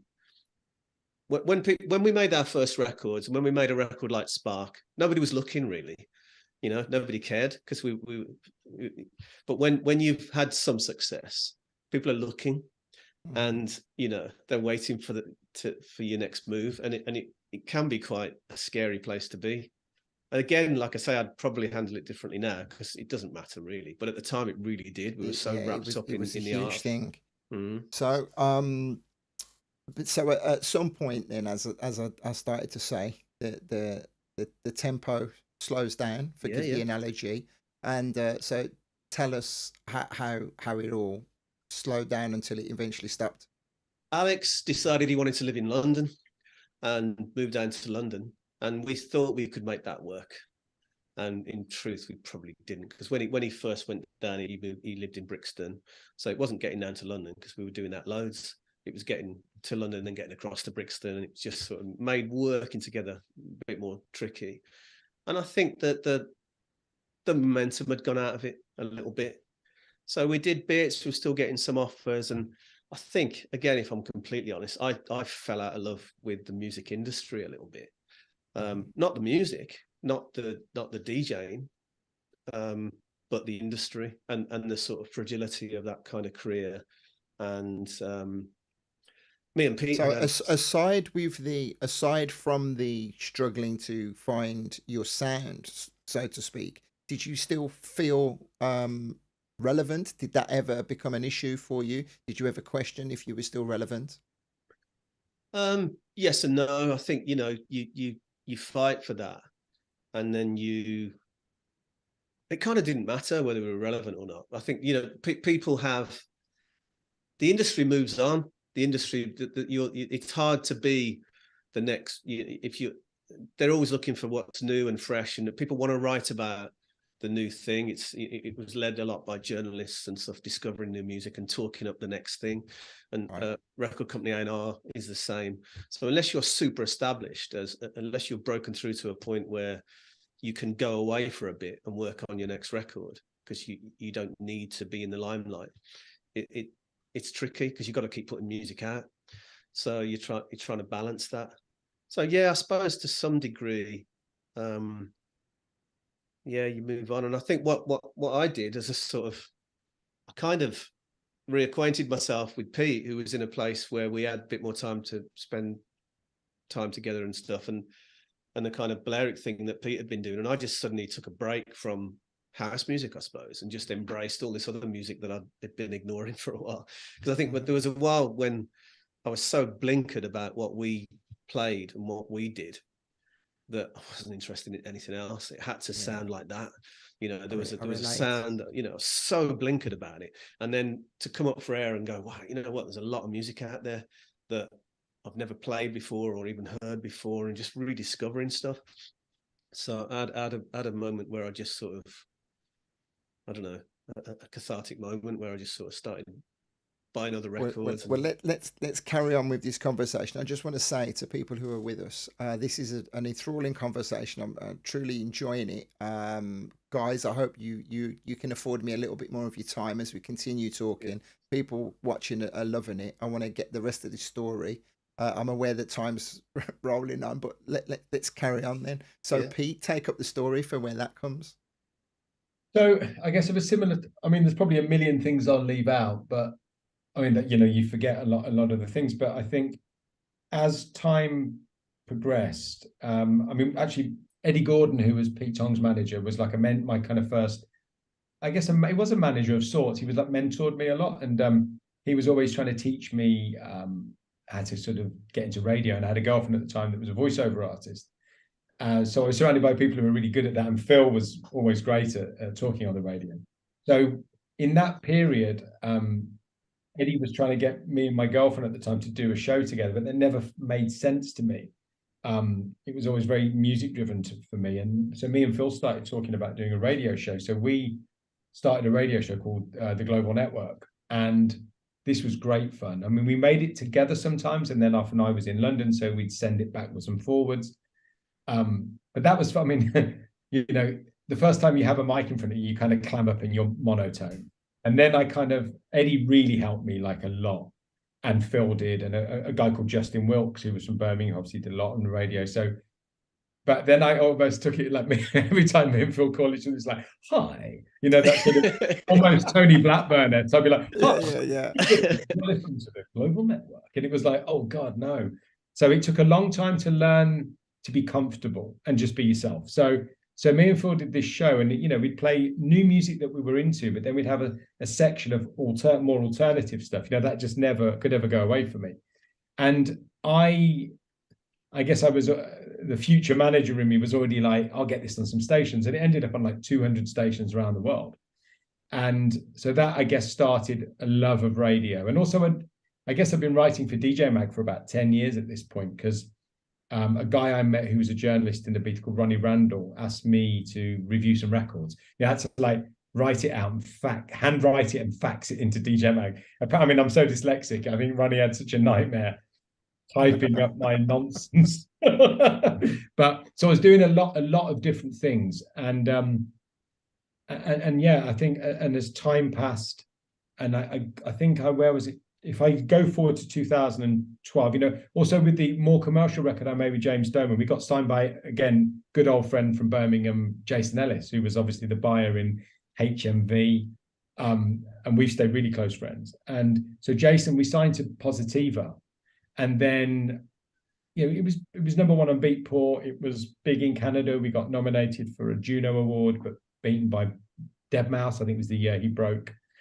And this created quite a demand, and we we had a manager. Tony Garvey was our manager. He was an amazing manager and still a good friend now. And we started doing a lot of remixes. So but it was really, I don't regret any of it, but it wasn't what I was into. But I was, James is an incredible producer, and we worked with another guy called Alex Greggs, who was really prolific in kind of early dubstep with Skrillex and Diplo. And we were, remixing and production work for all sorts of people. We remixed Beyonce, Lady Gaga, Justin Timberlake, like just loads of huge major artists. We were doing like a couple of months for, I don't know, like a couple of years. So we were getting played on Radio 1 every week. I remember getting an email from, I can't remember his name actually now, but it was the head of Radio 1 at the time, just saying what a great output we had. But I wasn't really into the music, and a lot of the time I wasn't even there when the records were made. And I'd be like, it's good for what it is, but it's not what I'm into. It's not me. I don't want to put my name to that. The money was good, got a lot of money for doing that, and we were doing a lot of them. But I had done a lot of different things. I look back now as a manager, and I did a lot of things without any strategy. I didn't really. My first manager was Dean Wilson, who was obviously fantastic, but that came much later when I had a record that was quite big in Ibiza one summer. So I was really doing a lot of this on my own. I didn't understand the idea of a strategy. I generally said yes to every gig, which is the opposite of how you manage someone. So, but I didn't care. I was just having fun. I don't know how seriously I ever took any of it. I was having the best time for 25 years, and I loved every minute of it. I loved the traveling. I enjoyed radio, writing for the magazines. I enjoyed every part of it, making music. So I was just having a great time. But then I tried to live in Ibiza for the first time all year round in 2010, and I loved it, but it was quiet. And we'd been doing all this commercial music at the time. And James said, well, just come and move to LA. We'll just do loads of songwriting. So I moved to live with him in West Hollywood, and we've just been in different songwriting sessions with some super talented. James is super connected, and we'd work with a lot of really talented writers. So every day in sessions, just watching people write songs like that, and I'd be like, wow. You had, up until this point, you had me. Now you've gone clear. Now you're in a different territory. Yeah, I don't feel connected to you anymore. The thing is, I was just having fun. I enjoyed making chill out. I enjoyed making pop stuff. I just enjoyed the process, the people I worked with. I wasn't thinking of this career. I was just having a good time, earning a living. I wasn't still drinking a lot, or did you stop drinking? Oh yeah, no, yeah, constantly, yeah. Basically, I mean, flying around the world drunk. I don't think I've ever done a gig sober until I stopped drinking years ago. I literally was just having a great time. So, and what happened was, after I moved back, I guess I moved back to Birmingham after living in LA. I probably broken up, had a long-term relationship breakup at that point. And I think I DJ'd in India New Year's Eve, and I flew back, and I was just having like a moment on the plane, and I got my diary out, and I'd done about 100 gigs that year, and I was thinking, how many did I enjoy? And it wasn't a lot of them. I just suddenly, EDM had started. It wasn't called EDM, I guess it was Electro House, and it got so popular and it became EDM. And again, each to their own. It just wasn't my thing, and it overtook everything. And there was a more visual side of it. And I'd had promoters asking me, you can dance around a little bit. I was like, no. That is not Pete at all. You don't want to see me dance. And the values seemed to change in what DJing was. And I'm not saying that it just wasn't for me. That wasn't who I was. I was a nerdy record. I spent 300 quid on vinyl this week. I'm obsessed with finding music. That's what I love. That's why I enjoyed it. And I realized, it started to dawn on me that I was sort of mid to late 30s, and I was thinking, I haven't carved the right path, a specific path, but I never could have. And again, if any of my artists ever watch, they'll be laughing their heads off how much I tell them, no, you've got to be in LA. And they'll be like, well, yeah, you didn't, did you? And I just thought, I'm done. I'm exhausted from traveling. Life's one big party, and I just didn't want it. Literally, the desire to want that stopped. And I was thinking, what am I going to do? I thought, I've never had a job. I've got no qualifications, but I don't want to do this. And basically, within a few days, just a guy I kind of knew. He was like an ex-girlfriend's little sister's ex-boyfriend, called me and said, "Will you manage me?" And I was like, "I don't know anything. How am I going to manage you?" And he said, "Look, you know everybody. You've been at it years. You could help me." And I was like, "Okay." And he was a nice guy, and we're still friends. He's actually one of my managers now. But that began, and that was a really new chapter. That was 2012. But within 6 months, I mean, I've never had a business card or a website even to now, but I had about 18 up and coming artists, like total unknowns, because of course that, you're not going to get a big artist when you're starting out. I didn't really know what I was doing, and I couldn't believe how much I enjoyed helping other people. What an amazing thing it was to be bigging someone else up, not yourself. It's exhausting bigging yourself up, and I was tired of that. And I was so excited. Literally, it was like, I loved it. It felt like 25 years of DJing was my apprenticeship to be a manager. Like, I loved what I was doing. But there was a part of me that never let go of the music I loved. And I was in the pub with Phil in Moseley at the Bull's Head. It was Phil, a friend of ours, Murray McKee, who was working at Renaissance. And we just got talking about, but what came of the idea was we would start a blog called Secret Life, and it would be about music we care about. And there was going to be no compromise. Suddenly we'd all taken ourselves out of these positions of our careers, as it were. And it was like, let's do it as a hobby kind of thing. And it was really like, Phil got Greg Wilson involved in doing a bit of writing occasionally for us. And it naturally turned into a record label really quick. And then it naturally turned into managing Jose Padilla, who was like my idol, who I'd known for 25 years at this point. So, and again, it wasn't even to make money. It was how can we give something back to Jose for what he gave us? It was like a real labor of love. The whole thing was. So it became many different things. And then we started running parties at Pikes. I'd always been friends with Tony and used to always go to Pikes after being out all night, listen to his stories, 8 a.m. after being at Basher all night, have a bit of breakfast and hang out there for a bit. And we ended up putting a party on, and it went okay. We had Jose and Mark Barrett, who was running International Phil, who became a big part of our lives as well from that point onwards.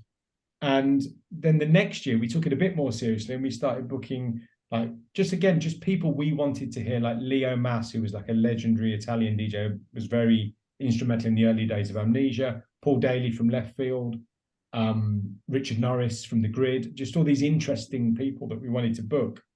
And it was all right. I didn't know if I was that comfortable trying to be a promoter, because I was also a manager at the time, and I didn't feel there was loads of time. But then in the winter after that second year, we wanted to book Greg. So I called Greg's agent, who's a guy I know called Matt, and I said, we want to book Greg. And he said, Greg's not available. He said, you can have Harvey. And at the time, I did know who Harvey was. I was a big fan of Late Night Sessions Volume 1, that compilation, when he was the ministry resident. But I wasn't that aware of this sort of big legend that Harvey was. I just wasn't party to that. So it ended up with, you can have Harvey every week. And it was like, Phil, we've got Harvey. It was like, great. So we would have like Phil Mice around the pool, all these really interesting people like Rune Limbach from Norway, all these super cool people that made music. We were just really in that Balearic scene. And that became a big thing. That became Mercury Rising, which is a legendary now. Obviously, we don't run it now. After that first year, we stopped running it. It just got way too big. But I just play there now, basically, because I live here. I mean, Pike's clearly legendary going back to the 80s, but that was the thing that really kind of revitalized the legend, right? It did. And then Dawn and Andy, two friends of mine who used to own Manumission, because I used to play at Manumission as well, and they owned Ibiza Rocks, they bought it. And obviously they totally understood it. And Mark Broadbent and Sarah went there. They ended up running the place, and they do now. So I had these amazing people with a lot of knowledge and a lot of history involved.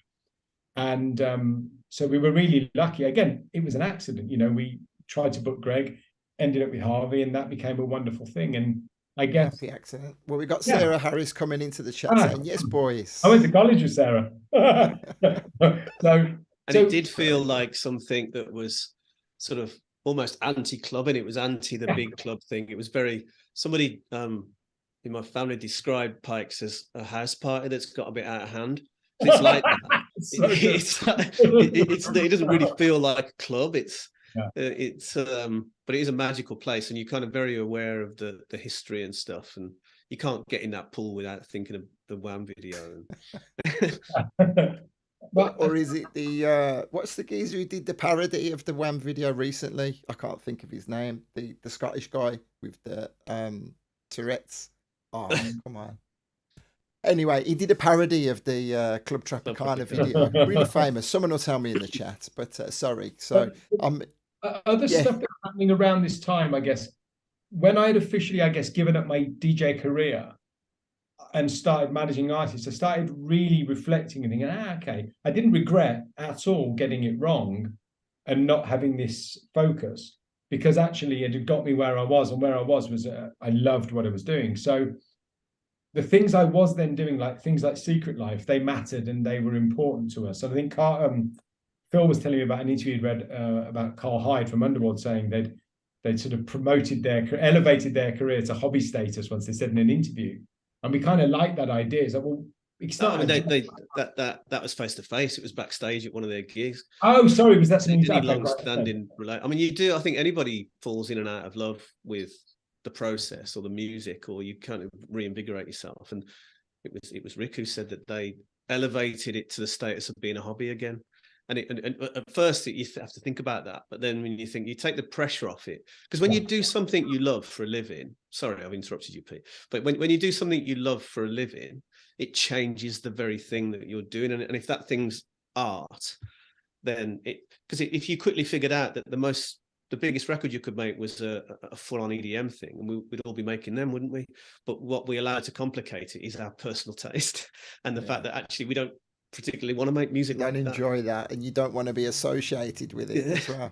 It's very right. And so I just think we ended up with these things that mattered, and I think Secret Life was really a great fun way of doing it. I guess for me, doing it in a way that was sort of like correct, on point with what you were most into. We didn't measure it in commercial terms, did we? I think our first party, when we figured out what we spent on flights and stuff, I think we made about 30 quid, didn't we?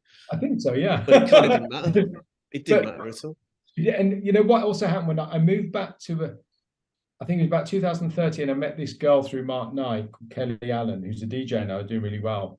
And she agreed to work for me. So we moved to Ibiza together, rented a house. And that was kind of the beginning of the management company in a way. But because I was still obviously very close friends with the guys at Mambo, I'd start playing there a little bit again and really enjoying. And I would just do the Sunset, which was amazing. So I'd do the bit I like, and that would be it. But then the owner, Javi, bought a place I was well aware of through Jose called Hostel La Torre, which was 3 miles up the coast in the middle of nowhere on the edge of a cliff. And I got the job to be the musical director there.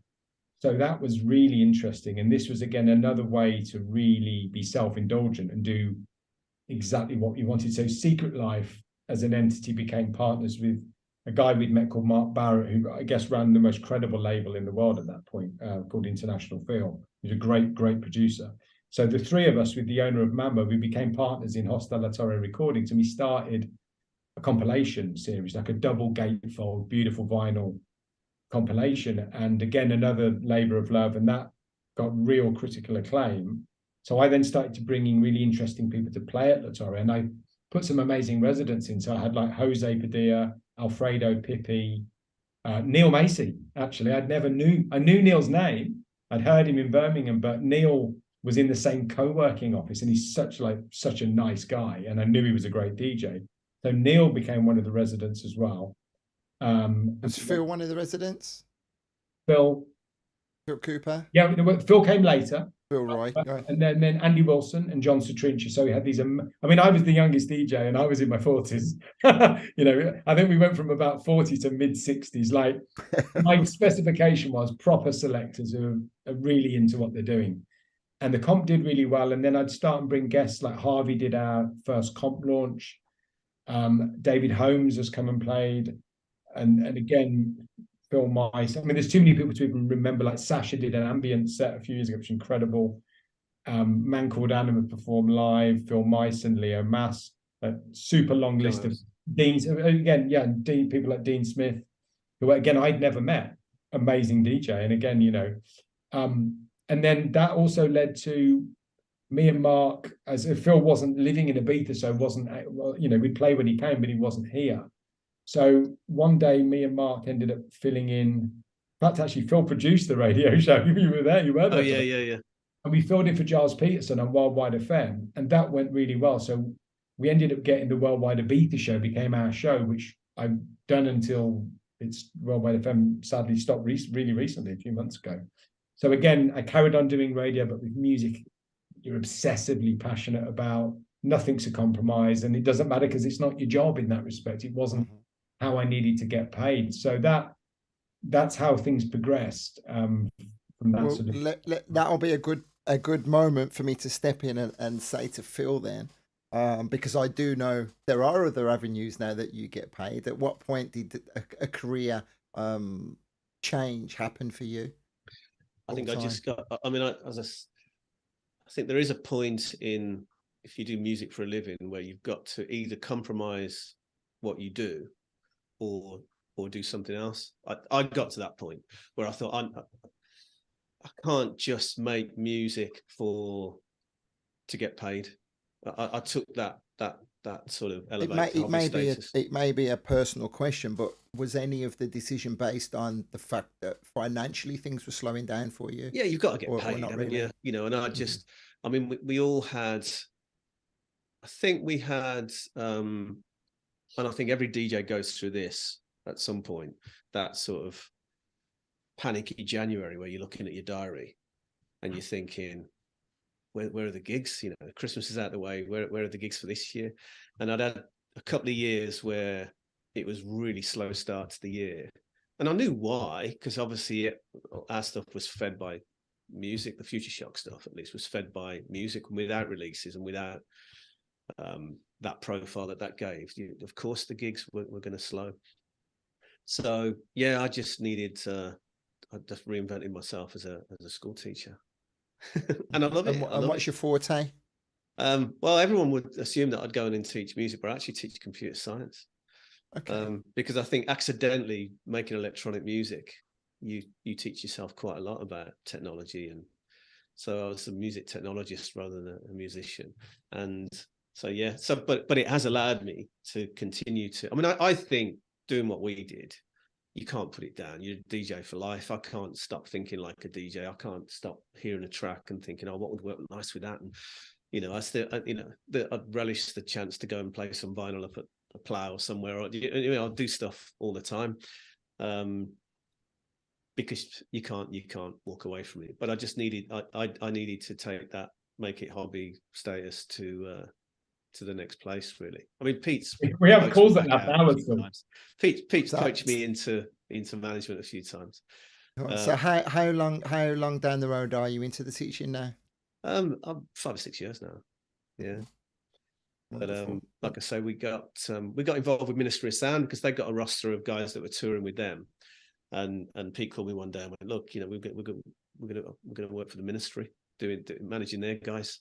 And that was interesting. That was a learning curve, but so that, yeah, I put it down for a bit and went back into music management and worked with Pete and then some artists.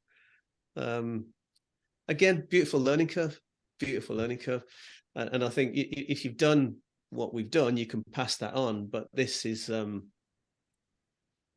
I focus probably mainly on the A&R process. Working with someone who might have all of the sort of social media stuff and branding and imagery right, and I'll be like, okay, well, forget all that, so listen to your tunes.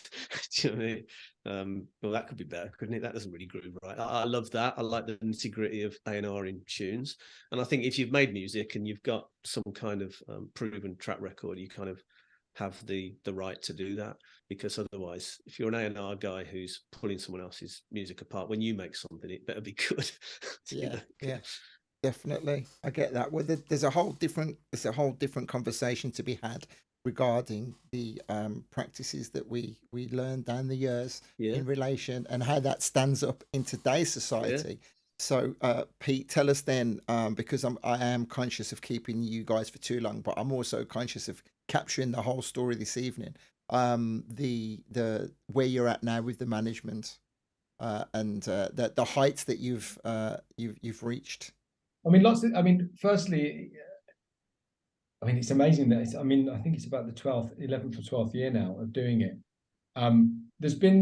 I'd say there's been 2 or 3 different aspects to it. I started with totally unknown kids, and I also got to manage some friends, people, bigger DJs I'd become friends with who were already established.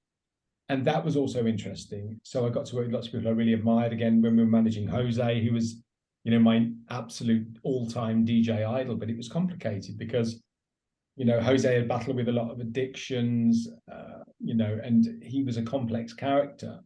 And we had some amazing times working with him, amazing. But it was complicated and it was very, very stressful. And you learn a lot dealing with people, I guess. And that, you realize it wasn't always going to be straightforward. So you learn to deal with different personalities. And once something dawned on me, there was a young guy I was working with from really early on in his career called Will Clark. And there was a record we had that we both loved and we couldn't sign it. And I think it took about 8 months to sign the record. And I think Will had pretty much decided he just wasn't working out trying to be an artist. And it's almost like everything got put on the side. And then Jamie Jones opened his Glastonbury Essential Mix with it. And, very quickly we got Claude Von Stroke signed him to Dirty Bird, which was his dream label. That was the hardest label in the world to get on in that sound. And very quickly, Will was with Paradigm and he was touring America. It was incredible, a real learning curve. And it became very clear it was all about new artists. People, you couldn't really get that much interest in someone who'd already been there. Because again, it's that thing, you can only be hot for so long. So capturing that first wave of heat was clearly the key thing. But I really loved working with new people. And, I know at one point me and Phil were trying to write a course and we didn't, we put it down and I ended up picking it up one day in Bali. I just got really inspired to write about 15 hours a day. I ended up writing a course on art. It was almost like, what had you learned about developing an artist with all your experience? And that led to writing a course that I ended up partnering with Point Blank, with a lovely guy called Rob who owns Point Blank. And they'd never actually partnered with an outside person before. So, we're really lucky. And I partnered with a guy called Nathan Burrows from Manchester, and we ended up partnering on the course. So that was an amazing thing, teaching kids. And that actually really kicked off the year COVID started. So that's been a wonderful thing. I love helping new people.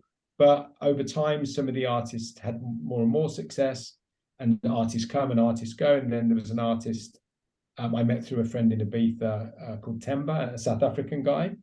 And we got on very well, really connected, and it just worked. We spent about a year working in the background, not releasing music, really putting the sound together. And then it just worked. People were booking him to play in Miami and Ibiza before the first record came out. It was like, wow, this is insane. I just never seen an uptake that quick. It was really exciting. And we've been together 7 years now, or nearly, maybe 6.5 years. And, that led to lots of interesting opportunities. Temba's one of the best friends of a big African artist called Black Coffee. So that led to me partnering with Black Coffee's manager. And he had, Virgil Abloh, Black Coffee, the Martinez Brothers, Blondish, all sorts of amazing artists. And I met some wonderful people. And there were a lot of changes in that company setup. And Black Coffee started his own company. I ended up partnering with the lady called Christiana, her name is, who runs that company. And we partnered on Temba's management. So I work in an amazing team of people working on Temba. And he's obviously exploded all over the world and things are going great with him. But I also ended up managing Steve Lawler, rewinding it all the way back. Come back around full circle. A couple of years ago, we started doing some stuff together. And I've managed various other artists as well. And I have different managers working for me and stuff. But yeah, it's I really, really enjoyed it. It's almost like you get to use everything you'd learn. But also I started to do a lot of personal development stuff in about 2016. And I had an amazing guy called Ben coach me for about 1.5 years, and it was really life-changing. So I then decided to learn to be a coach. I thought that would be a an interesting way to learn how to, I guess, evolve the way I could communicate with the artists. So yeah, you know, it's been a great way to learn new things. And again, it was, you know, it was easy to reach out to. Somebody would say, I really want to be on this level. Like, oh, well, yeah, I know that guy, you know, because 25 years in the business, 30 years, you kind of met everybody really. And if you were nice to people and built relationships, you were able to open a door. You didn't sign a record, but you could open a door. So from promoters to labels to, you know, knowing how to do a record deal, a publishing deal, knowing what those things mean, you know, it just became a really natural fit. I didn't, again, right place, right time. If Lee hadn't have called me and asked me to manage him, I wouldn't have done it, you know, it wouldn't have even dawned on me. I was actually planning. I thought I would become a chef. I loved cooking, and I Googled the best chef college in England was in a little village in Dartmoor. I totally forgot about it. And then 2-3 years ago, we actually moved back to England, and we ended up living in this place in Dartmoor. And I was like, that's the place I nearly applied to. That's insane. Yeah. So well, listening to that there, my mind, while I was paying attention to it, my mind drifted back thinking all of this thanks to Emma taking you by the hand. And it reminded me that earlier on, Ryan had actually commented. It's so far back in the comments, I can't even read where it was now. He was saying something about Emma's mixing or whatever. I'm not sure. Oh, yeah, she's learning. Emma did her first gig at the Hare and Hounds. I mean, again, I'm not there, so I'm not aware. I didn't get. You have to forgive me, Ryan, for missing that comment. I did read it, but I can't interrupt these gentlemen. Can I really? You know, it's insane. And yet interrupt you, I must, because we're 2 hours and 15 minutes into this conversation. Okay. You know, I'm quite happy to sit and listen to you all night. Jimmy, our friend, he says, a great chat. This just keep going to at least Thursday. And I am going to start wrapping it up. But what I will say is, at some point, it would be an honour for you guys to come back on and chat with the likes of, you know, whether it be Adam Regan, or we'll get Lee Fisher on, or Jock or Dick or someone, because once we get the crux of the actual history down in this conversation, then it opens up a whole new opportunity for us to just talk about funny scenarios and funny situations down the line. Phil, is there anything that you, as you've been listening, you've been sat there, is there anything else that you think, I didn't actually talk about this, or there's something else that I wanted to bring on? Probably, but I was too busy listening to Pete. I don't know. I think there's absolutely. I mean, I think there are probably lots of little stories along the way that you forget, and you kind of fast forward through bits and don't know. That was an interesting one. I mean, in a nutshell, that's what I've been up to in this game. It's great. I mean, people, as I say, people would be more than happy to sit all evening. And Pete, clearly, you know, it is fascinating. As I did, I made light of it at one point. I said, oh, when you started throwing LA into the conversation, I was like, okay, no, I don't relate to this man anymore. But it's incredible, mate. Do you ever pinch yourself and think, wow? I mean, you know, I remember there's a story I relate to probably all my artists, and it's that I remember in my geography class, it was a guy called Mr. Napier, and he asked everybody what they wanted to do when they grew up. And I was a bit embarrassed, so I didn't answer, but I knew really clearly, and it was that a lot of people in the class seemed to be suggesting things that sounded quite ordinary to my mind. And I just thought, I want to do something I love, that I really am passionate about. So the more I put in, maybe the more I'll get out, you know, but I wanted my life to feel like an adventure and to feel like fun. And, you know, I never wanted to have a job in the traditional sense of, I couldn't, you know, I'd get fired if I had a job. I just wouldn't be able to do something. I'm really bad at things I don't love. I've got to be obsessively into something to be able to even put any attention in.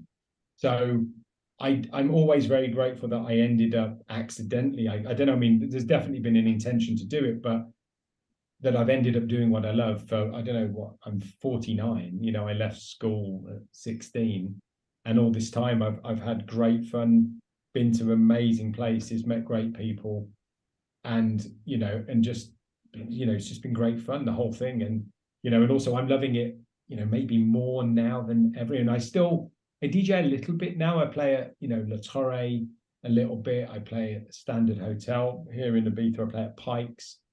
I do the odd little bit like Festival, which I love. it's very, I really do keep it down how much I do, but I really love it. I mean, the only thing I was going to flag, actually, just bringing it back on a Birmingham tip, was some of the other places I went that I didn't mention that were really inspiring, were things like, because I've been listening to a lot of the other interviews you did with people I know, like Jim and Lee and Adam and Dick, and I think it was Breathless or A Better Way at Snobs, hearing Fabio and Laurent Garnier. I've still got that Fabio tape. I mean, oh my God, that was mind blowing. And Amnesia House raves in Coventry, Raw, Eclipse in Coventry every Saturday. There's so many great. What was that club called, Above Coast to Coast? What was that called? Bunkers. That was all like, again, soul to soul funk. Like, I just loved that. And just Willie's Teapot, all these sort of, like, a lot of our friends were really into the rare groove thing, so we used to go to a lot of those kind of things as well, which I loved.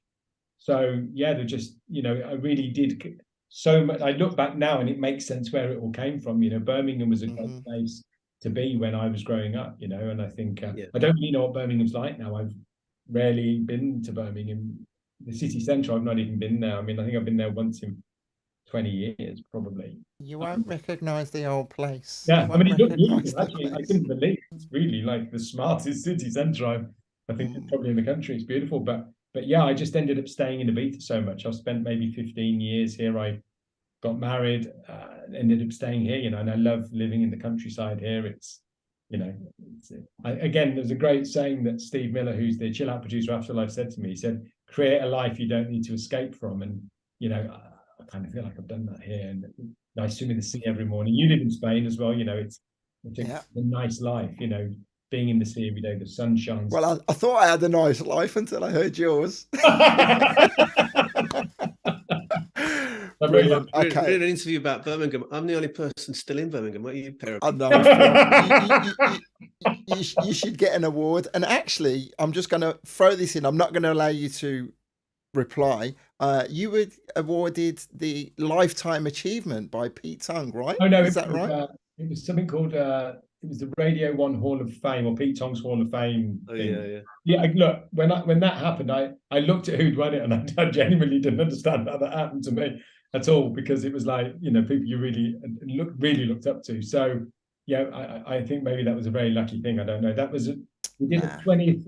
I did a deal with Universal to sign Mambo for their 20th anniversary. We did a really beautiful compilation, and it kind of came around that time. So I'd stopped DJing it as a job, really, at that point. I was 2 years into being a manager. But any things like that you do, they're nice little touches, I think, that, I'm really proud of the Best Ibiza DJ award. But the thing is, I got out of the taxi that night after being at Pasha, and I was so drunk, I dropped the thing, and I don't know where it's got. I think it's in a box somewhere at my mom's place. But I had to glue it back together.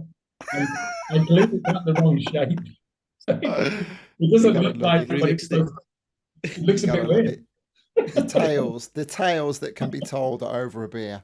Okay, well, listen, I'm gonna bring this to an end now. All I can say is, guys, seriously, I'm so glad that we managed to do this. And Phil and I were going to be talking in a few weeks. Pete and I were always scheduled to talk this evening, and I said, guys, you should both come on together. And I'm glad that we did, really, because your stories are tied together so well. And you both delivered them so amazingly. So thank you so much. We're getting a lot of love inside the chat room for the people who have been hanging on every word. So the only way for me to end is by thanking you very much. And I'll get in touch with you at some point and ask the people to come back on, some of the guys to come and we can get some more crazy stories from you. Fantastic. Thank you, mate. And I'm so glad that you invested in all the other conversations that we're doing, because even though this is rum as fuck, the whole energy behind the channel is inspire and be inspired. And you are two guys who I genuinely do respect, I look up to, and I've taken inspiration from you both down the years. So thank you so much, guys. Thank you, mate. It's very nice of you. Okay, I'm just going to say a few farewells. I'll press my button and kick you off of Zoom. I'll drop you a message later. Thanks a lot. Yeah. Thank you. Take care. Enjoy the rest of the night. Okay, so the boys go, and here I am. Thank you, Sarah Harris, says, so very proud, Pete. You've come a long way from Rosie's and Raphael's days and the biggest musical influence on me in that time. Lots of love.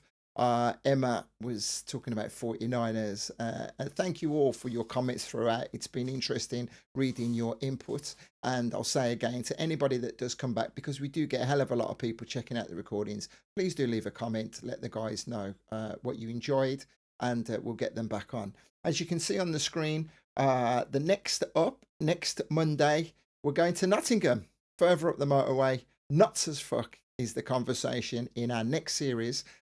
Two guys who you may recognize. You'll recognize definitely one of the names, Mr. Christian Woodyard. You might recognize that logo in the background. It's the Venus logo. And Sam Barry is a gentleman responsible for much of the incredible nights, incredible times in Nottingham before the word super DJ was even a thing. That's not even a word, is it? Before superstar DJ was even a thing, Christian Woodyard was a superstar DJ. And we're going to be talking about life in Nottingham and all that meant in the late 80s, early 90s. I've taken up way too much of your time. Thank you so much. If you've enjoyed this conversation and you would like to see more of them, if you click the like button on the YouTube channel, what that will do is the next time I do present a conversation, then YouTube will bring it up in your feed, and it'll just give you a little reminder to come and check it out. Also, if you're not subscribed, if you subscribe, then again, that will mean you'll get to see more of the chats that we do. There's so much content out there. By liking and subscribing, it just ensures that you don't forget us. Thank you, everybody. Chris Date says, a great chat. Mr. Start, but we'll go back and listen. Please do. 2 hours and 25 minutes we've been talking, and I was hanging on every word. It's always a pleasure. So much love and respect for Pete and Phil. Boys done good, right? Okay, that's me done. You take care now. See you later.